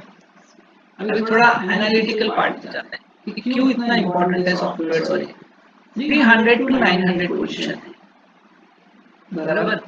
तो ये जो है ये 300 पोजीशन है ना, करेक्ट है, और इसका एंड जो होगा वो 900 न्यूक्लियोटाइड होगा। तो अगर मैं मान के चलता हूँ 300 है तो फिर ये 301 हो गया, फिर 2 हो गया, ये 3 हो गया, इस तरह से चल रहा है। पर जब मैं इसको सॉफ्टवेयर में ओपन कर रहा हूँ तो ये मुझे ऐसा नहीं दिखाता, वो मुझे दिखाता है 1 से, देखो 1 से दिखा रहा है, राइट, 10, 20, 30, 40, 50 इस तरह दिखा रहा है। तो मुझे बहुत टफ हो जाएगा, क्योंकि मुझे एक म्यूटेशन देखना है जो 376 पोजीशन पे, कौन से पोजीशन पे, 376 पोजीशन पे। तो यहाँ मुझे ढूंढना बहुत मुश्किल हो जाएगा, उसको कैलकुलेट करते बैठना पड़ेगा, और हर बार अगर ऐसी सिचुएशन रही तो मुझे बहुत ज्यादा डिस्टर्बेंस होगा काम करने के लिए। तो ये हटाने के लिए, सॉल्व करने के लिए, इस सॉफ्टवेयर में एक फैसिलिटी यहाँ दिखता है, स्टार्ट रूलर एट 1 लिखा है, आप इसको क्या कर दीजिए 300 कर दीजिए। देखिए अब डायरेक्टली आपका पहला जो होगा 300 हो गया। अब 376 तक रीच करने के लिए बहुत आसान है ना, ये अगर 376 ए है, आप आराम से देख सकते हो। तो ये उसका एक बड़ा इम्पोर्टेंट एस्पेक्ट है। ये छोटी छोटी चीजें हैं, पर ये बहुत काम में आती है जब आप अच्छे रिसर्चर बन जाते हो, ठीक है। अगर ये नॉलेज नहीं रहा तो फिर आप उसको हैंडल नहीं कर पाएंगे प्रॉपर, ठीक है। तो अभी बंद कर देता हूँ ताकि बंद नहीं रहे, ये पहला पार्ट हो गया। अब नेक्स्ट काम क्या है, ये जो फाइल होती है, जो फाइल बना रहे हैं, ये सीक्वेंस फाइल है, ठीक है। यहाँ पे हम कोई दूसरी इंफॉर्मेशन नहीं डाल सकते। जैसे मैं ये जो 2 सीक्वेंसेस के बारे में कुछ नोट लिखना चाहता हूँ, ठीक है, इसके बारे में कुछ नोट लिखना चाहता हूँ, ऐसे लिखता हूँ, these sequences are very important, ठीक है, ऐसा लिख दूँ। अगर मैं सेव कर दूँ इसको तो ये सॉफ्टवेयर इनकॉम्पेटिबल हो जाएगी। क्या हो जाएगी, सॉफ्टवेयर इनकॉम्पेटिबल। यानी जब आप इसको एनालिसिस में लेके जाएंगे और ये फाइल को क्लिक करके वहां पे इंपोर्ट करने की कोशिश करोगे तो सॉफ्टवेयर बोलेगा कि इनवैलिड सी, क्यों, क्योंकि आपने ये ऐसा डाल दिया। यानी ये नोट जो है ये मैं यहाँ नहीं लिख सकता, पर मैं चाहता हूँ कि मेरे नोट्स यहाँ रहे, इस सीक्वेंस के साथ लिंक रहे, ठीक है। तो आप इसको नोटपैड में इस तरह से सेव नहीं कर सकते, पर ये फैसिलिटी आपको ये सॉफ्टवेयर देता है। इस सीक्वेंस के बारे में जो भी इंफॉर्मेशन आपको लिखनी है वो आप इसके साथ रखिए और वो डिस्टर्ब नहीं होगा। वो करने के लिए क्या होता है ना, ये जो आइडेंटिफायर है ना आपने यहाँ पे लिख के रखा हुआ है, इसको डबल क्लिक करें। डबल क्लिक करने के बाद में आप यहाँ पे उसकी पूरी डिटेलिंग डाल सकते हैं। सीक्वेंस तो है ही ऑलरेडी, ये पूरा सीक्वेंस आपका यहाँ पड़ा हुआ है, और ये विंडो यहाँ पे ऐसी खुलती है, दिख रहा है। इसको ड्रॉप डाउन करेंगे तो ऐसे ओपन और क्लोज होता है। तो सबसे पहले बात है कि आप उसको पूरा डिटेल पुट कर सकते हैं, जितना चाहिए। लोकस यानी एक आधा एक्सेशन नंबर अगर इसको कुछ मिला है तो आप वो डाल दीजिए। जैसे अगर ये एक्सेशन नंबर को मिला है तो फिर आप उसको नाम पुट कर दीजिए, अगर कोई नाम हो तो।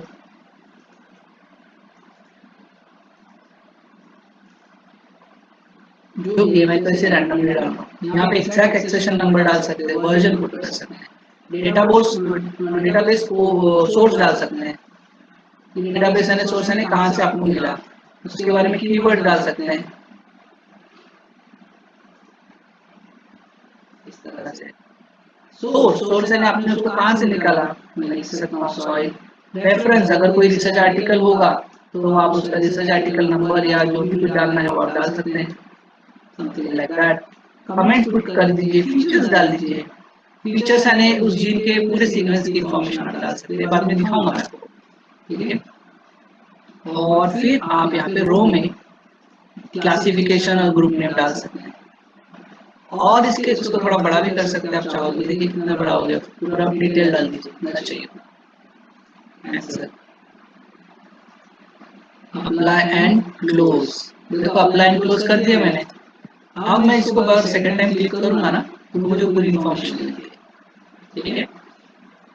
आप चाहो तो उसका कौन सा टाइप का सीक्वेंस है ये भी पता कर सकते हो। देखो डीएनए है कि आरएनए है कि अननोन है कि न्यूक्लिक एसिड। देखो आप तो बोलेगा सर ये तो कुछ भी डाल देता है, न्यूक्लिक एसिड ही तो होता है, एक तो डीएनए नहीं तो आरएनए, पर आपको पता नहीं है ना, तो आप न्यूक्लिक एसिड भी पुट कर सकते हैं। डीएनए अपने यहाँ रखो, ये चेंज नहीं होता, नहीं हो रही है, यहाँ पे चेंज कर सकते हैं, चाहो तो आप चेंज कर दीजिए। फॉन्ट साइज छोटा मोटा आप जो भी आपको करना है, you can do it and apply and close. Ready हो गया ये हमारे पास, पर अभी भी ये सेव नहीं हुआ है, ठीक है। ये अप्लाई किया आपने, उसको सेव नहीं किया, आपको इसको अलग फॉर्मेट में सेव करना पड़ेगा, सो दैट वो सीक्वेंस का वो इंफॉर्मेशन आपको मिलेगा। तो यहाँ पे आएंगे सेव अलाइनमेंट, यहाँ पे फॉर्मेट्स है, ठीक है। देखिए इतने टाइप के फॉर्मेट्स है, GenBank format, text file format, file format, NVRFP, अलग अलग टाइप के, ठीक है। सभी फॉर्मेट में सेव करें। सबसे पहले जेनबैंक फॉर्मेट में, इसको मैं नंबर देता हूँ 1, ठीक है, सेव। फिर जाएंगे, सेव हो गया। फिर जाएंगे फाइल, सेव एज, यहाँ जाएंगे। अब आप इसको फास्टा में सेव करिए 1, फिर file, save as, text file, save. तो ये 3 फॉर्मेट में सेव हो गया। देखिए अब आप यहाँ पे देखेंगे इसको, देखो 1 1 1 है ना। तो मैं इसको यहाँ से थोड़ा समय के लिए क्लोज कर देता हूँ, यहाँ से ओपन करने की कोशिश करता हूँ। 1 1 1 1 तीनों है, एक फास्टा फॉर्मेट है, एक जीन बैंक फॉर्मेट है। देखिए ये याद रखिए, फास्ट फाइल यानी फास्टा फॉर्मेट फाइल, जीबी यानी GenBank format file, text document यानी नॉर्मल। तो पहले नॉर्मल से शुरू करते हैं, तो रिकॉग्नाइज नहीं किया उसने,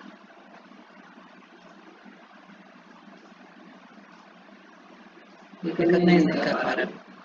ओके, रिकॉग्नाइज नहीं कर पा रहे तो हम उसको नॉर्मल वर्ड फाइल ओपन करें, क्योंकि वो टेक्स्ट डॉक्यूमेंट है ना।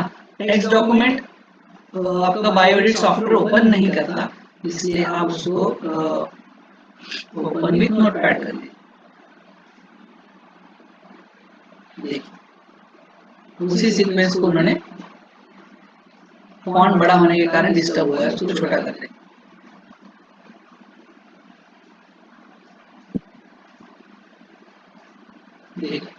समझ रहे, ये है आपका नॉर्मल टेक्स्ट डॉक्यूमेंट, यानी 5 10 15 बराबर 15 15 न्यूक्लियोटाइड्स के डिस्टेंस पे उसने आपके सीक्वेंसेस को क्लासिफाई कर दिया है। तो ये हो गया विजुअलाइजेशन। आप चाहो उसको इतना आसान विजुअलाइज कर सकते हैं, क्योंकि होता क्या है ना कि जब आप प्रेजेंटेशन में जाओगे या कुछ करोगे तो आपको थोड़ा स्टैंडर्ड फॉर्मेट में दिखाना पड़ेगा। This will not be a standard format ना। ऐसा बताइए, क्या बताएंगे sir this is 353rd position, ऐसा तो आप नहीं बताएंगे ना। So you need to change it to standard format. तो ये one of the standard format है, ठीक है, टेक्स्ट डॉक्यूमेंट फॉर्मेट। आप आराम से देख सकते हैं, यानी 1610 न्यूक्लियोटाइड के आसपास उसके सीक्वेंस। सेकंड जीबी फाइल, ठीक है, जेन बैंक फाइल।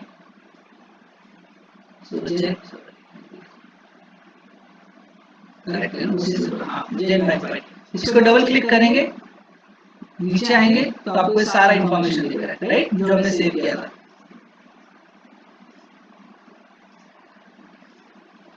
फिर फाइल ओपन, फास्टा फाइल। देखिए अभी आपको यहाँ पे इंफॉर्मेशन नहीं मिल रहा, समझा? क्योंकि आपका फॉर्मेट कौन सा है? फास्टा। जेनबैंक फाइल में आप जब सेव करेंगे तो पूरी जेनबैंक के स्टाइल में वो डाटा इंफॉर्मेशन स्टोर होगा। सो ये इसलिए ऐसा कर रहे हैं क्योंकि हर एक सॉफ्टवेयर को अलग अलग टाइप की फाइल लगती है फॉर द एनालिसिस। तो कोई सॉफ्टवेयर को फास्टा फॉर्मेट की लगती होगी तो आप फास्टा फॉर्मेट की सेव करें।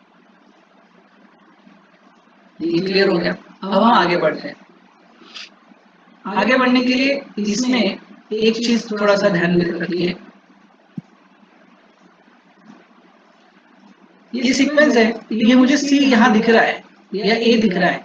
For example I wanted to change this C to G और ए और डी समथिंग लाइक दैट, तो मैं उसको डिलीट करने की कोशिश कर रहा हूँ मेरे लैपटॉप से। तो यहाँ से कोई भी एडिटिंग नहीं हो रही है, ठीक है? मैं डिलीट करने की कोशिश कर रहा हूँ मेरे लैपटॉप से, ठीक है? तो यहाँ से कोई भी एडिटिंग उसमें नहीं होगा। डिलीट गैप करो तो भी नहीं हो रहा है, देखो हो रहा है क्या? नहीं, कोई भी चीज यहाँ पे डिलीट नहीं हो रही, क्योंकि अभी आप ये मोड में, जिसको बोलते हैं सिलेक्ट एंड स्लाइड मोड, समझे? आप सिलेक्ट एंड स्लाइड में हो, यानी आप सिर्फ सिलेक्ट कर सकते हो और स्लाइड कर सकते हो। That's why it's select and slide mode. आपको अगर इसमें कुछ भी एडिटिंग करनी है तो इसका मोड चेंज करना पड़ेगा, ठीक है? Edit mode. अब आप यहाँ पे क्या कर सकते हो, इसको हटा सकते हो, आप चाहो तो उसको समझ रहे? देखिए चेंज हो गया, टी ए हो गया। अब आप फिर से उसको जाके सेव कर दीजिए। ये तभी हो पाएगा जब आप एडिट मोड में जाएंगे। ये पॉइंट सब समझ गए, इतने सारे क्लियर हो गए। यहाँ जितने भी है, यहाँ पे कैप्स भी आप पुट कर सकते हो, ये सारी चीजें हैं। ये आई थिंक जनरली बहुत कम समय यूज होती है, इसलिए मैं उसमें ज्यादा जाऊंगा। देन अब अगला काम है उसका एनालिसिस करना। एनालिसिस करने के लिए आप हमेशा उस सीक्वेंस को क्लिक करके रखें, उसको बोलते हैं सिलेक्ट।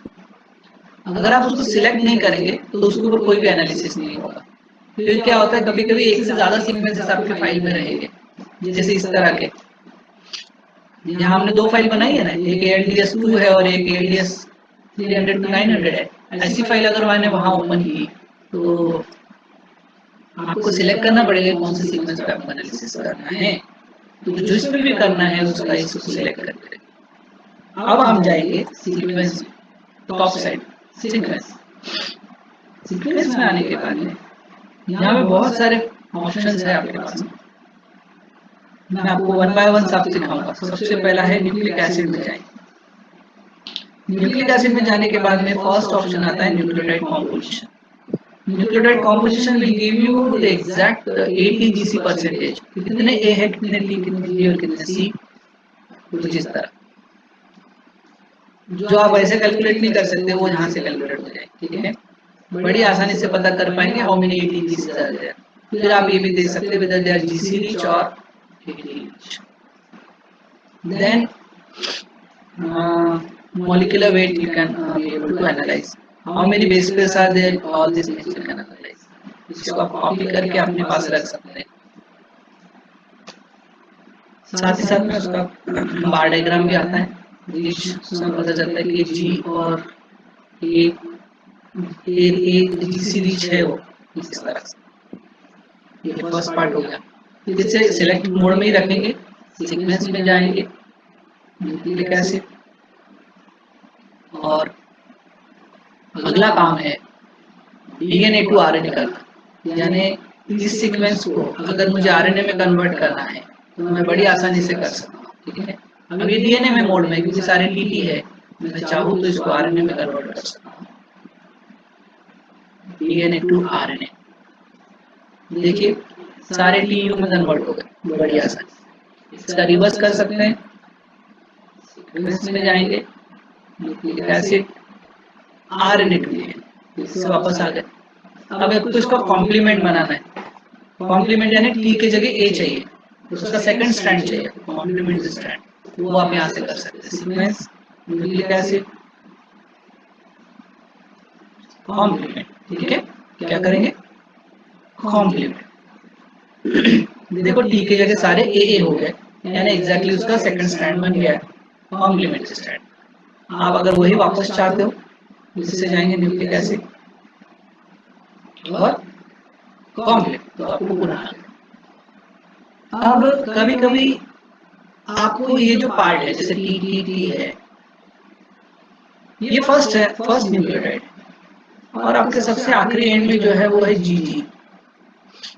आप चाहते हो कि जी जी जो है वो एंड पे ना रहते हुए इधर आ जाए फर्स्ट में,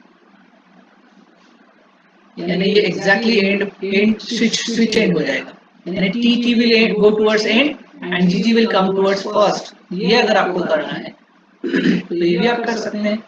सीक्वेंस में जाएंगे, न्यूक्लिक एसिड में जाएंगे, पहले कॉम्प्लीमेंट में जाएंगे, ठीक है, और फिर सीक्वेंस में जाएंगे, न्यूक्लिक एसिड में जाएंगे और रिवर्स कॉम्प्लीमेंट में जाएंगे। देखो क्या हो गया, जो एंड था जो हाँ वो रिवर्स हो गया, मैंने आपके एंड में इधर टी किया, कॉम्प्लीमेंट एंड रिवर्स कॉम्प्लीमेंट, पहले कॉम्प्लीमेंट करना और फिर उसका रिवर्स कॉम्प्लीमेंट कर देना, एग्जैक्टली आपका रिवर्स हो जाएगा। इस तरह से आप बड़ी आसानी से उसको स्विच कर सकते हैं सॉफ्टवेयर को इस्तेमाल करके। ये बहुत काम की चीज है क्योंकि जब एक्सपेरिमेंट्स करते रहते हैं बहुत बार इसकी रिक्वायरमेंट आती रहती है, प्रैक्टिस करते रहना। फिर नेक्स्ट काम है ट्रांसलेट करना, और ये चीजें तो हम बाद में देखेंगे। मेन पार्ट है अभी उसको मैप करना या किसी चीज को दिखाना वहां पे कि किस तरह से आप उसको मैप कर सकते हो। तो उसके लिए क्रिएट प्लाज्मिड फ्रॉम सीक्वेंस आप ये कर सकते हैं। मान के चलते कि अगर ये प्लाज्मिड का कोई सीक्वेंस है और आप उसका प्लाज्मिड बनाना चाहते हो तो आप यहाँ पे उसका प्लाज्मिड बना सकते हो। क्लिक करेंगे, ओके करिए, तो ये सर्कुलर शेप में आ जाएगा। इसको टूल बार सेट कर दीजिए, इसको पकड़ के थोड़ा बड़ा कर दीजिए, यहाँ से बड़ा नहीं होगा, उसके सेटिंग में जाना पड़ेगा। तो आपका सीक्वेंस जो है वो अब सर्कुलर शेप में कन्वर्ट हो गया, यानी प्लाज्मिड बन गया वो। आप चाहो तो उसका प्लाज्मिड लिनियर भी कर सकते हैं। तो ये करने के लिए आप वेक्टर में जाइए, आपको वेक्टर सेक्शन दिखता है, उसमें क्लिक करेंगे। पहली पार्ट है प्रॉपर्टीज। प्रॉपर्टीज में आप चाहो तो इसका नाम चेंज कर दीजिए, जैसे मैं नाम दे रहा हूँ BR3/2, नीचे आएंगे थोड़ा और अप्लाई इनक्लूड्स, देखो यहाँ पे नेम चेंज हो गया। इसको आप शिफ्ट करके प्रॉपर्ली प्लेस कर दीजिए। ये सीक्वेंस चाहिए तो रखिए, अदरवाइज हटा दीजिए। इसको प्रॉपर्ली अरेंज करके आप सेंटराइज कर सकते हैं। फिर वेक्टर में जाएंगे, प्रॉपर्टीज में जाएंगे, यहाँ पे सर्कुलर है, आप चाहो तो उसको लीनियर कर सकते हैं, लीनियर हो जाएगा। तो जनरली सर्कुलर ही रखा जाता है क्योंकि अच्छे से एक्सप्लेन होता है। देन लेंथ आपने यहाँ पे मेंशन की थी, वो हटा दी है मैंने। Then font and features you can change. Line की विड्थ, ये जो विड्थ है इसको आप कम ज्यादा कर सकते हैं। देखिए 8 कर दिया मैंने, देखिए थोड़ा सा साइज चेंज हो गया। पिक्सल प्रॉपर्टीज में जाएंगे, pixel size you can change, okay. Line colour if you want you can colour change by this colour, ठीक है। Line close. अब सेकंड पार्ट, ऐड फीचर्स। अब क्योंकि ये वेक्टर है ना, क्योंकि ये सीक्वेंस है, तो आप चाहोगे कि इसके अंदर कहीं जीन्स आप पुट करें, कहीं रिस्ट्रिक्शन एंडोन्यूक्लियर साइट्स फिट करें, तो आप फीचर्स में जाएंगे, ऐड फीचर्स। ऐड फीचर्स में क्या है, वो पूछेगा कि कौन सा फीचर आपको रखना है। तो मैं बोलूंगा उसको कि मुझे एक मार्कर डालना है, मान के चलते हैं एनामाइसिन रेजिस्टेंस, कैन RG मुझे पुट करना है।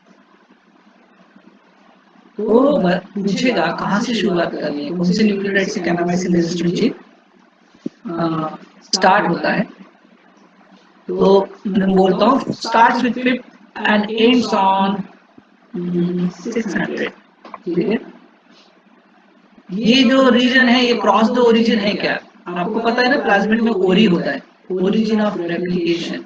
तो ये क्रॉसेस द ओरिजिन है क्या, अगर हाँ तो इसको क्लिक कर दीजिए, नहीं है तो रहने दीजिए। देन नॉर्मल एरो चाहिए, क्या चाहिए करिए, और अप्लाई एंड क्लोज देखिए वो शिफ्ट हो जाएगा।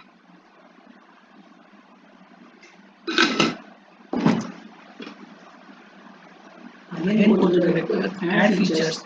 इस तरह से आप जो चाहिए वहां पे पुट कर दीजिए.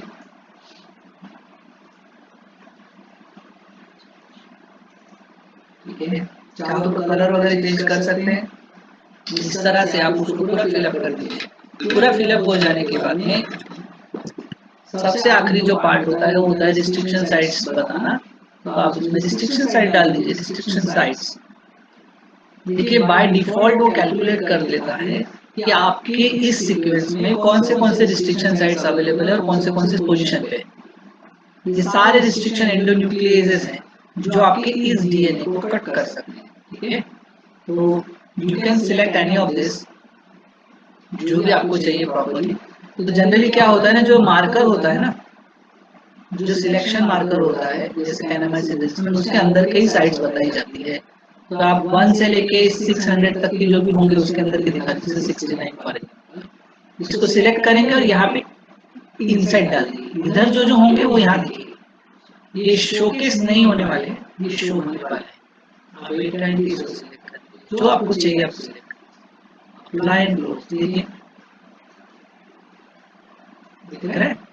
इस तरह से आप उसको शेप आउट कर सकते हैं. And in this way you can showcase. चाहो तो फिर आप एक्स्ट्रा इंफॉर्मेशन पुट कर सकते हैं, टेक्स्ट पुट कर सकते हैं. ठीक है, जो भी आपको चाहिए. And you can design this very beautiful vector. ठीक है, ये बायोइन्फॉर्मेटिक्स का पावर है. आसानी से आप चीजों को सेव कर सकते हैं. फिर आप इसको फाइल में जाके सेव एज करेंगे.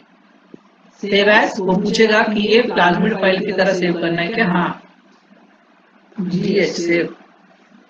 तो ये जो सेव होगी यहाँ पे देखिए फाइल सेव होगी प्लाज्मिड फाइल. ठीक है,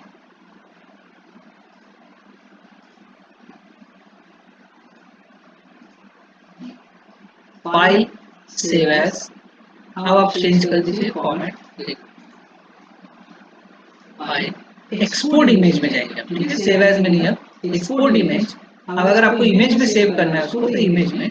और enhance file Windows media file या बिटमैप. जनरली बिटमैप में सेव करिए. और सेव.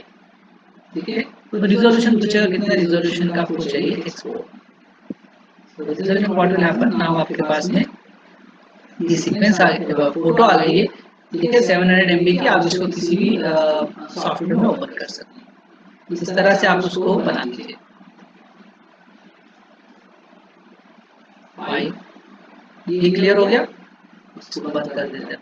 यस, तो इसी सीक्वेंस का हमने प्लाज्मिड बना लिया है. सीक्वेंस में अब बचा क्या है.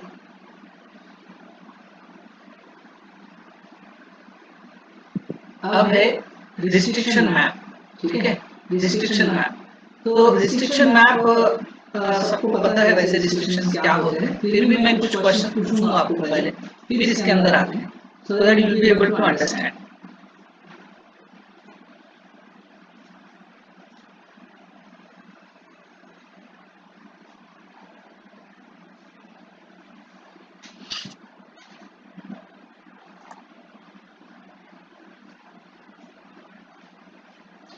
मुझे कोई ये बता सकता है कि कितने टाइप के रिस्ट्रिक्शन एंडोन्यूक्लियेसेस होते हैं.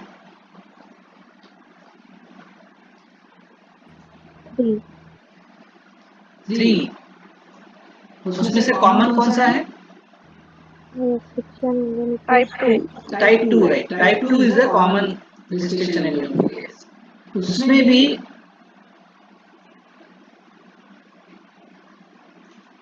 ये वर्ड किसको पता है. Frequent cutter. फ्रीक्वेंट कटर कितने बेस पेयर का होता है.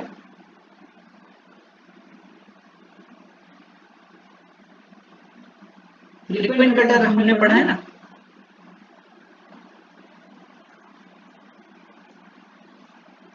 कितने बेस पेयर का है. Eco R1.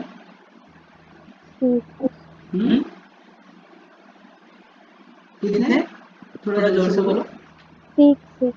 6. हाँ, सीक्वेंस बता सकता है कोई?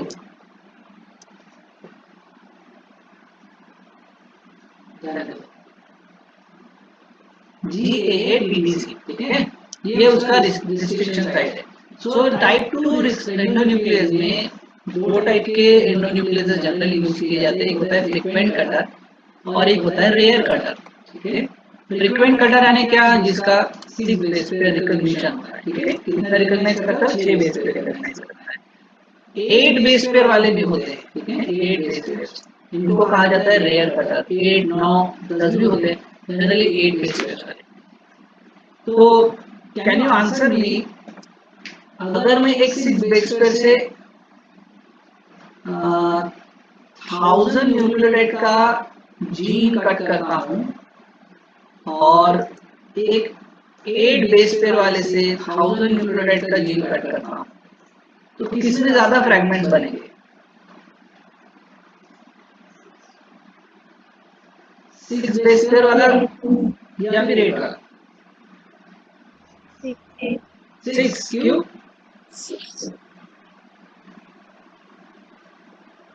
क्यों? कुछ तो रीजन होगा, बताइए, फटाफट बताइए। सर क्योंकि वो 6 बेस पेयर बाद एक कट देगा, इसकी वजह से वो ज्यादा। बात तो सही है, पर वो सीक्वेंस प्रेजेंस पे भी तो डिपेंड करेगा, है ना? यस, है ना? यानी ये क्वेश्चन दिखता बड़ा आसान है और इसका आंसर यस और नो दोनों है ना? हाँ है ना? बोलना बिल्कुल आसान है, आपने बहुत बराबर बोला कि हाँ सर 6 बेस पेयर वाला आपको ज्यादा टुकड़े देगा, पर क्वेश्चन ये भी होगा ना कि वो कितने बार मिलता है इस 1000 न्यूक्लियोटाइड। अगर उसमें होगा ही नहीं तो ऐसा हो सकता है कि आपका 8 बेस पेयर वाले ने एक भी बार डिटेक्ट कर दिया तो उसके 2 टुकड़े हो जाएंगे, पर आपका 1000 बेस पे 6 बेस पेयर का वो सीक्वेंस ही नहीं है, तो प्रॉब्लम हो जाएगा। फिर मेरे को एक बताइए क्वेश्चन आंसर बताइए कि आई हैव वन जीन, ठीक है, मुझे इस जीन का लेंथ पता है, फॉर एग्जांपल 4000 न्यूक्लियोटाइड्स, ये 4000 न्यूक्लियोटाइड है और मुझे ना एक मार्कर जीन है इसके बीच में, मार्कर जीन अभी हमने बनाया था ना प्लाज्मिड में, मार्कर जीन है जो 600 से शुरू होता है और 1500 तक वो जीन है, ठीक है, ये न्यूक्लियोटाइड लेंथ है, उसकी रेंज है। मुझे कट करना है इसके बीच में 600 to 1500, यानी अगर मैंने उसको एक एंजाइम लगाया रिस्ट्रिक्शन एंडोन्यूक्लियस लगाया जो 600 to 1500 के बीच में कट कर देगा, तो ये मार्कर डिसेबल हो जाएगा, राइट? है ना, खराब हो जाएगा नहीं, राइट और नॉट? यस, समझ रहे हैं ना मैं क्या बोल रहा हूँ? एक जीन है 4000 न्यूक्लियोटाइड का जिसके अंदर एक मार्कर जीन है जो 600 to 1500 स्पैन करता है, उसको मुझे कट करना है, ठीक है, through enzyme restriction endonuclease.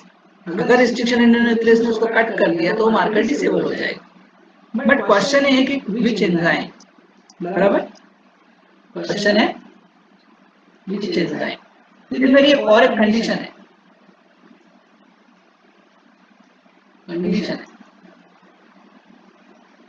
Condition क्या है कि दिस एंजाइम, जो एंजाइम वहां पे कट कर रहा है उनके बीच में, should not cut anywhere else, ठीक है। मेरा क्वेश्चन, मेरा और एक कंडीशन क्या है कि जो एंजाइम मैंने इस्तेमाल किया वो और कहीं पे भी कट नहीं करना चाहिए। पॉइंट समझ रहे हैं क्या? कुछ क्लियर है ना? कुछ डाउट तो नहीं किसी को? एक 4000 न्यूक्लियोटाइड का जीन है, उसके अंदर एक मेरा मार्कर जीन है, इसके बीच में मुझे कट करना है, तो 6000 से लेकर 15000 के बीच में कहीं पे भी मेरा कट होना चाहिए, जो मेरा रिस्ट्रिक्शन एंडोन्यूक्लियस कर देगा, जिसके कारण एंजाइम वो बंद हो जाएगा। सॉरी जिसके कारण वो मार्कर बंद हो जाएगा। और मेरी कंडीशन है कि जो एंजाइम उसको वहां पे कट करेगा उसका कटिंग साइट यानी उसका रिकॉग्निशन सीक्वेंस, अगर मैं स्टैंडर्ड वर्ड में लिखूं तो उसका रिकॉग्निशन सीक्वेंस या रीजन और कहीं पे भी नहीं होना चाहिए, तो मैं कैसे स्ट्रेटेजी डिजाइन करूं? समझ रहे? ये हमारा क्वेश्चन है एक्चुअली। इसको सॉल्व करने के लिए हम बायोइन्फॉर्मेटिक्स का इस्तेमाल कर सकते हैं। तो ये सॉल्व करने के लिए आप ये बायोडेट सॉफ्टवेयर इस्तेमाल कर सकते हैं। मान के चलते कि ये आपका सॉफ्ट ये है सीक्वेंस है जिसके अंदर आपको कहां से कहां तक कट करना है, 600 टू 1500, ठीक है, 600 टू 1500। 600 टू 1500 के बीच में कौन सा एंजाइम कट करता है ये देखना है। दूसरी बात हमको ये भी देखना है कि वो कोई और रीजन में जाके बाइंड ना करे या कट ना करे। कट करने वाले तो मिल भी सकते हैं पर वो दूसरी जगह अगर कट करेंगे तो फिर मेरे काम में नहीं आएंगे, ठीक है। सो सिलेक्ट करेंगे, डीएनए सीक्वेंस में जाएंगे, न्यूक्लिक एसिड में जाएंगे, रिस्ट्रिक्टेड मैप में जाएंगे। रिस्ट्रिक्टेड मैप में आने के बाद में आपका सीक्वेंस यहाँ बाय डिफॉल्ट आ गया। देखो सीक्वेंस आपको दिख रहे हैं कंटिन्यूअसली। ये आपको ऑप्शन देता है to get an information about which type of endonuclease cuts at your DNA. अब यहाँ पे थोड़ा सा ध्यान से देखिए यहाँ पे 4 बेस पेयर कटर भी है, 5 बेस पेयर कटर भी है, 6 बेस पेयर कटर भी है और एंजाइम विद डीजेनरेट रिकॉग्निशन भी है, ठीक है। सो आप चाहो तो 4 बेस पेयर भी इंक्लूड कर सकते हो, 5 बेस पेयर भी इंक्लूड कर सकते हो। बाय डिफॉल्ट वो दोनों को इंक्लूड नहीं किया जाता। आइसोसीजोमर्स को इंक्लूड करना हो तो आप आइसोसीजोमर्स को भी इंक्लूड कर सकते हैं, पर जनरली रिकमेंड नहीं किया जाता। यहाँ ऑप्शन है ऑल एंजाइम्स, मैन्युफैक्चरर वाइज भी आप चूज कर सकते हो। ऑल एंजाइम्स यानी जितने भी कंपनीज के जितने भी एंडोन्यूक्लियसेस हैं वो यहाँ पे दिए गए। पर अगर आपको लगता है कि मेरे यहाँ उनका सप्लाई नहीं है या कोई उनका रिप्रेजेंटेटिव नहीं है तो आप क्या कर सकते हैं कि आप सिलेक्टिव ऑर्गेनाइजेशन भी सिलेक्ट कर सकते हैं, ठीक है। जैसे देखो यहाँ पे बैंगलोर जीनी लिखा हुआ है, बैंगलोर जीनी, आप चाहो तो बैंगलोर जीनी ले सकते हो। यहाँ बैंगलोर जीनी के सॉफ्टवेयर के सॉरी इसके बताइए सीक्वेंस बताइए, क्योंकि हमारे बैंगलोर जीनी है, बट आप और ऐसा कुछ नहीं है तो आप ऑल एंजाइम सेलेक्ट करें। ये पॉइंट समझ में आ गया? या फिर आप व्यू बाय मैन्युफैक्चरर जा सकते हैं। व्यू बाय मैन्युफैक्चरर्स में देखो फॉर एग्जाम्पल बैंगलोर जीनी, बैंगलोर जीनी ये सारी प्रोडक्ट्स बनाती है, ठीक है। ये सारे एंडोन्यूक्लियस जो आज भी उनके पास अवेलेबल है, ठीक है।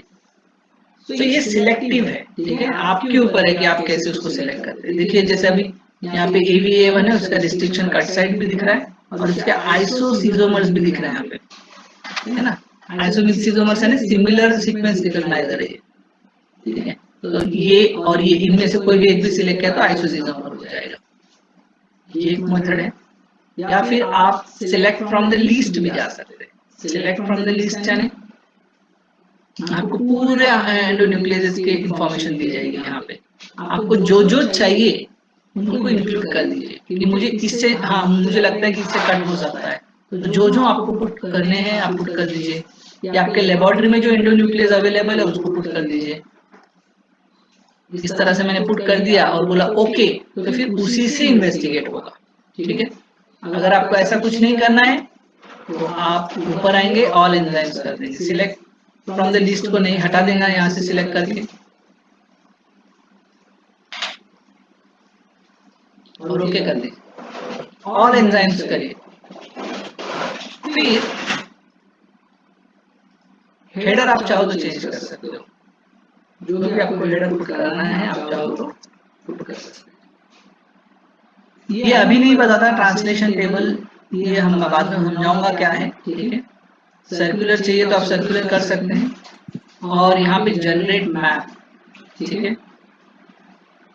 जैसे जनरेट मैप करेंगे आपको यहाँ पे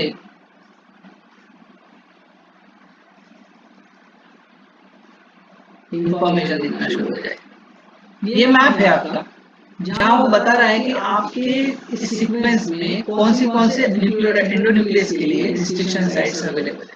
ठीक है, ये मैप है, ये मैप इतना काम का नहीं है। हमारा मेन एम क्या था, 600 to 1500 पता करना। तो 600 to 1500 में फ्रीक्वेंसी देखना है पहले, ठीक है।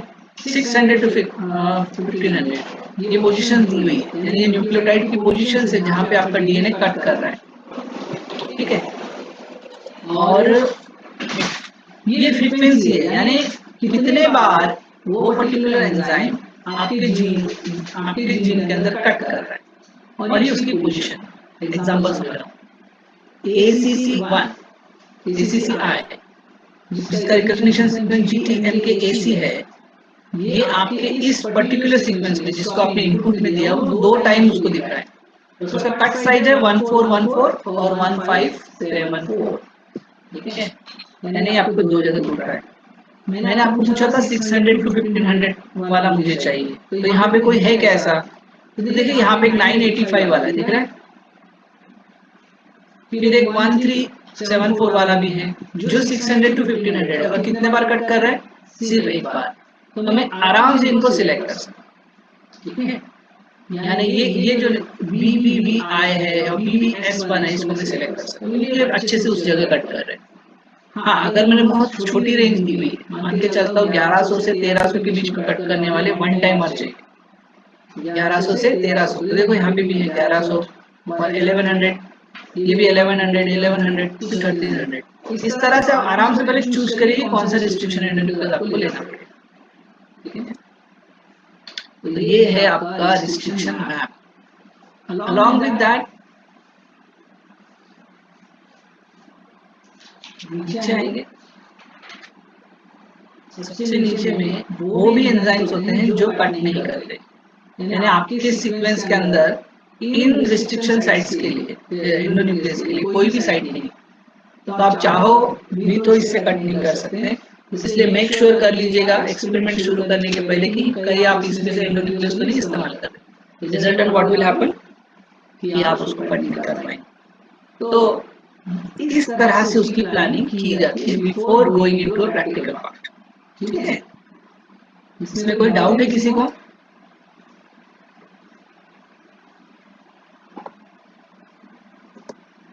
No sir. कोई क्वेश्चंस है आज के सेशन के लिए?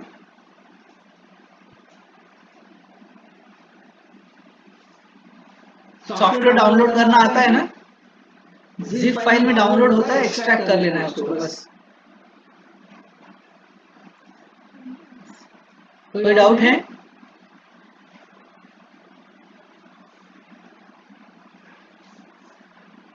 हाँ, ये माल्टीटॉप जो होता है ना, ये करने के लिए, ये प्रोसीजर करने के लिए थोड़ा कॉस्टली अफेयर होता है। मैं थोड़ा प्राइसिंग बता देता हूँ।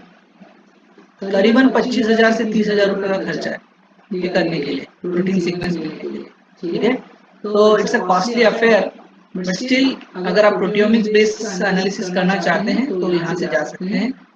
अगर आप 2D जेल इलेक्ट्रोफोरेसिस से टारगेटिंग करके यहाँ तक पहुँचना चाह रहे हो तो करीबन 60 से 70,000 रुपए का खर्चा है, ठीक है, टू टारगेट। और उसमें भी आप गारंटी नहीं दे सकते कि आप सही हो, ठीक है।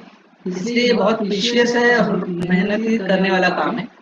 And but it is very good that if it be able to target your protein of desire with success, ठीक है। तो ये भी एक अच्छा एस्पेक्ट है स्टडी करने के लिए। किसी को कुछ डाउट है? No, sir. Okay. Okay, so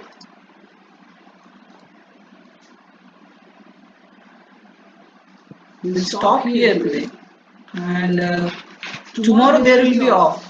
Okay, there will be no lecture, and we will meet on Wednesday. Okay. Okay, Okay, sir. Hello, sir. Hello. Yes. Yeah. Tell me. Sir, can you suggest one accession number for BioDit so that we can go through and cross check whether we are going the correct way or not? Okay. I will let you. Okay. For that, what you can do, I will show. Everybody can do this thing. What I am sharing with you. Go to the file. Okay. My screen is visible to all of you, right? Yes, sir. Yes, sir. File, go to the file, retrieve sequence from GenBank. Here it has been given, right? Click onto this, keep nucleotide only, and you can type this sequence AB4860008. Okay. AB4860008. Keep it as a nucleotide. Don't change to protein. Okay. And say okay.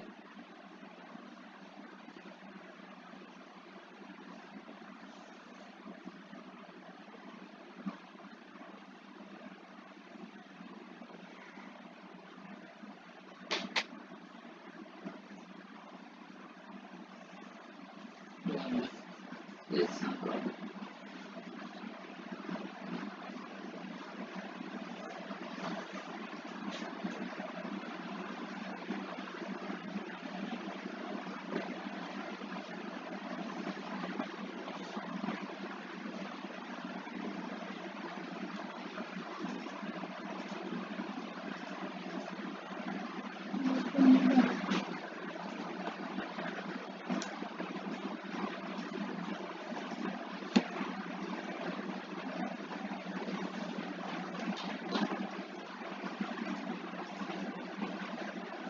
It's taking some time. नीट गेला नीट अच्छा. Connection loss Connection lost आहे. Message टाकून देतो 2 minutes.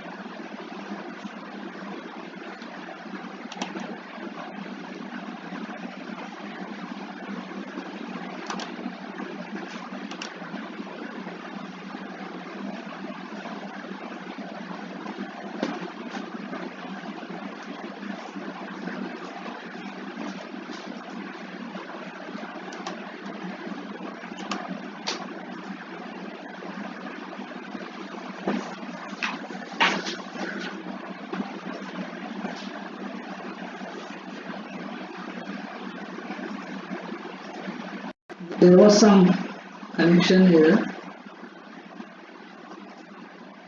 My screen is visible to all of you?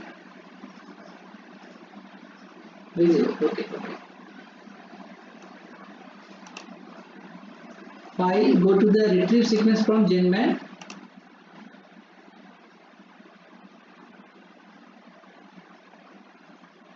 That is what I'm asking.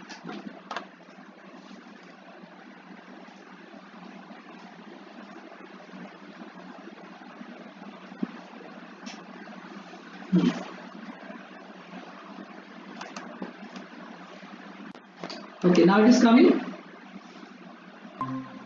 Okay. Go to the retrieve sequence from GenBank or GenPep. Okay, and you can put code like this.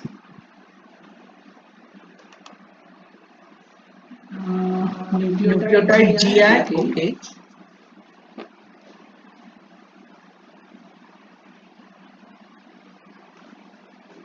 Something is explained. Okay.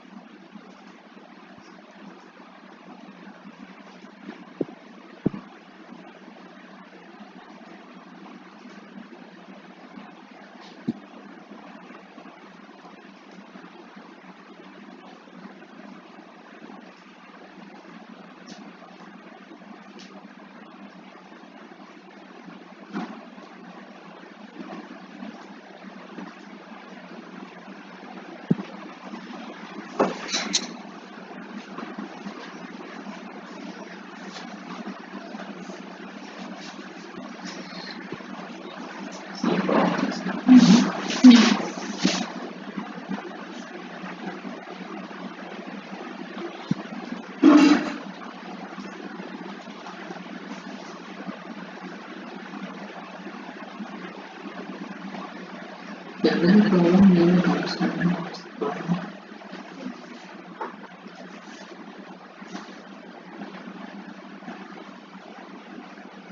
Or else what you can do? Go to the Google NCBI. Okay. If it is the problem directly you cannot download, go to the NCBI.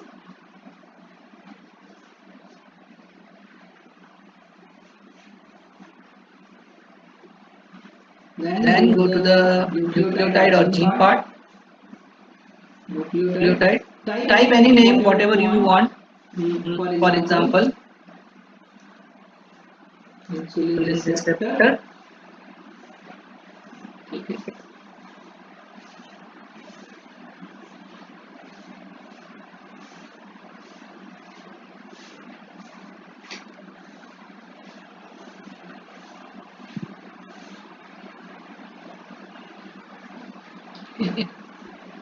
Then here some accession number are given, as you can see here. Or you can click on a FASTA format. Click on a FASTA.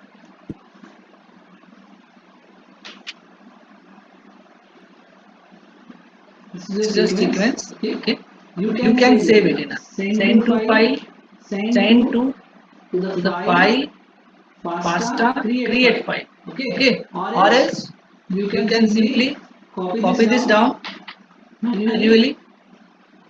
This may be your sequence. Copy this down and go to the sequence part. Create one notepad file.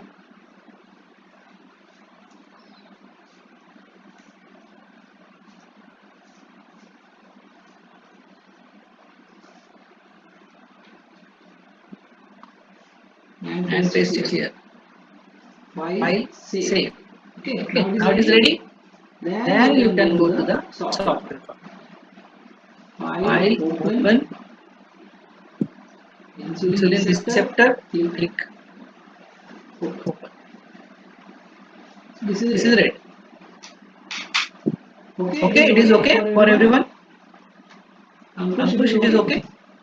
Yes, sir. It's very easy. Go to the NCBI, download it in a FASTA format, save it in a notepad. That's it, and localize it through this software. You can do it. Today only you practice everything. Otherwise, tomorrow you will not be able to understand anything.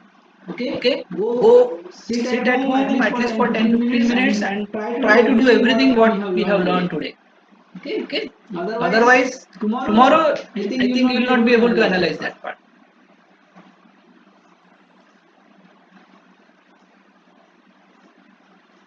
Okay, then we'll meet on Wednesday. Yes, sir.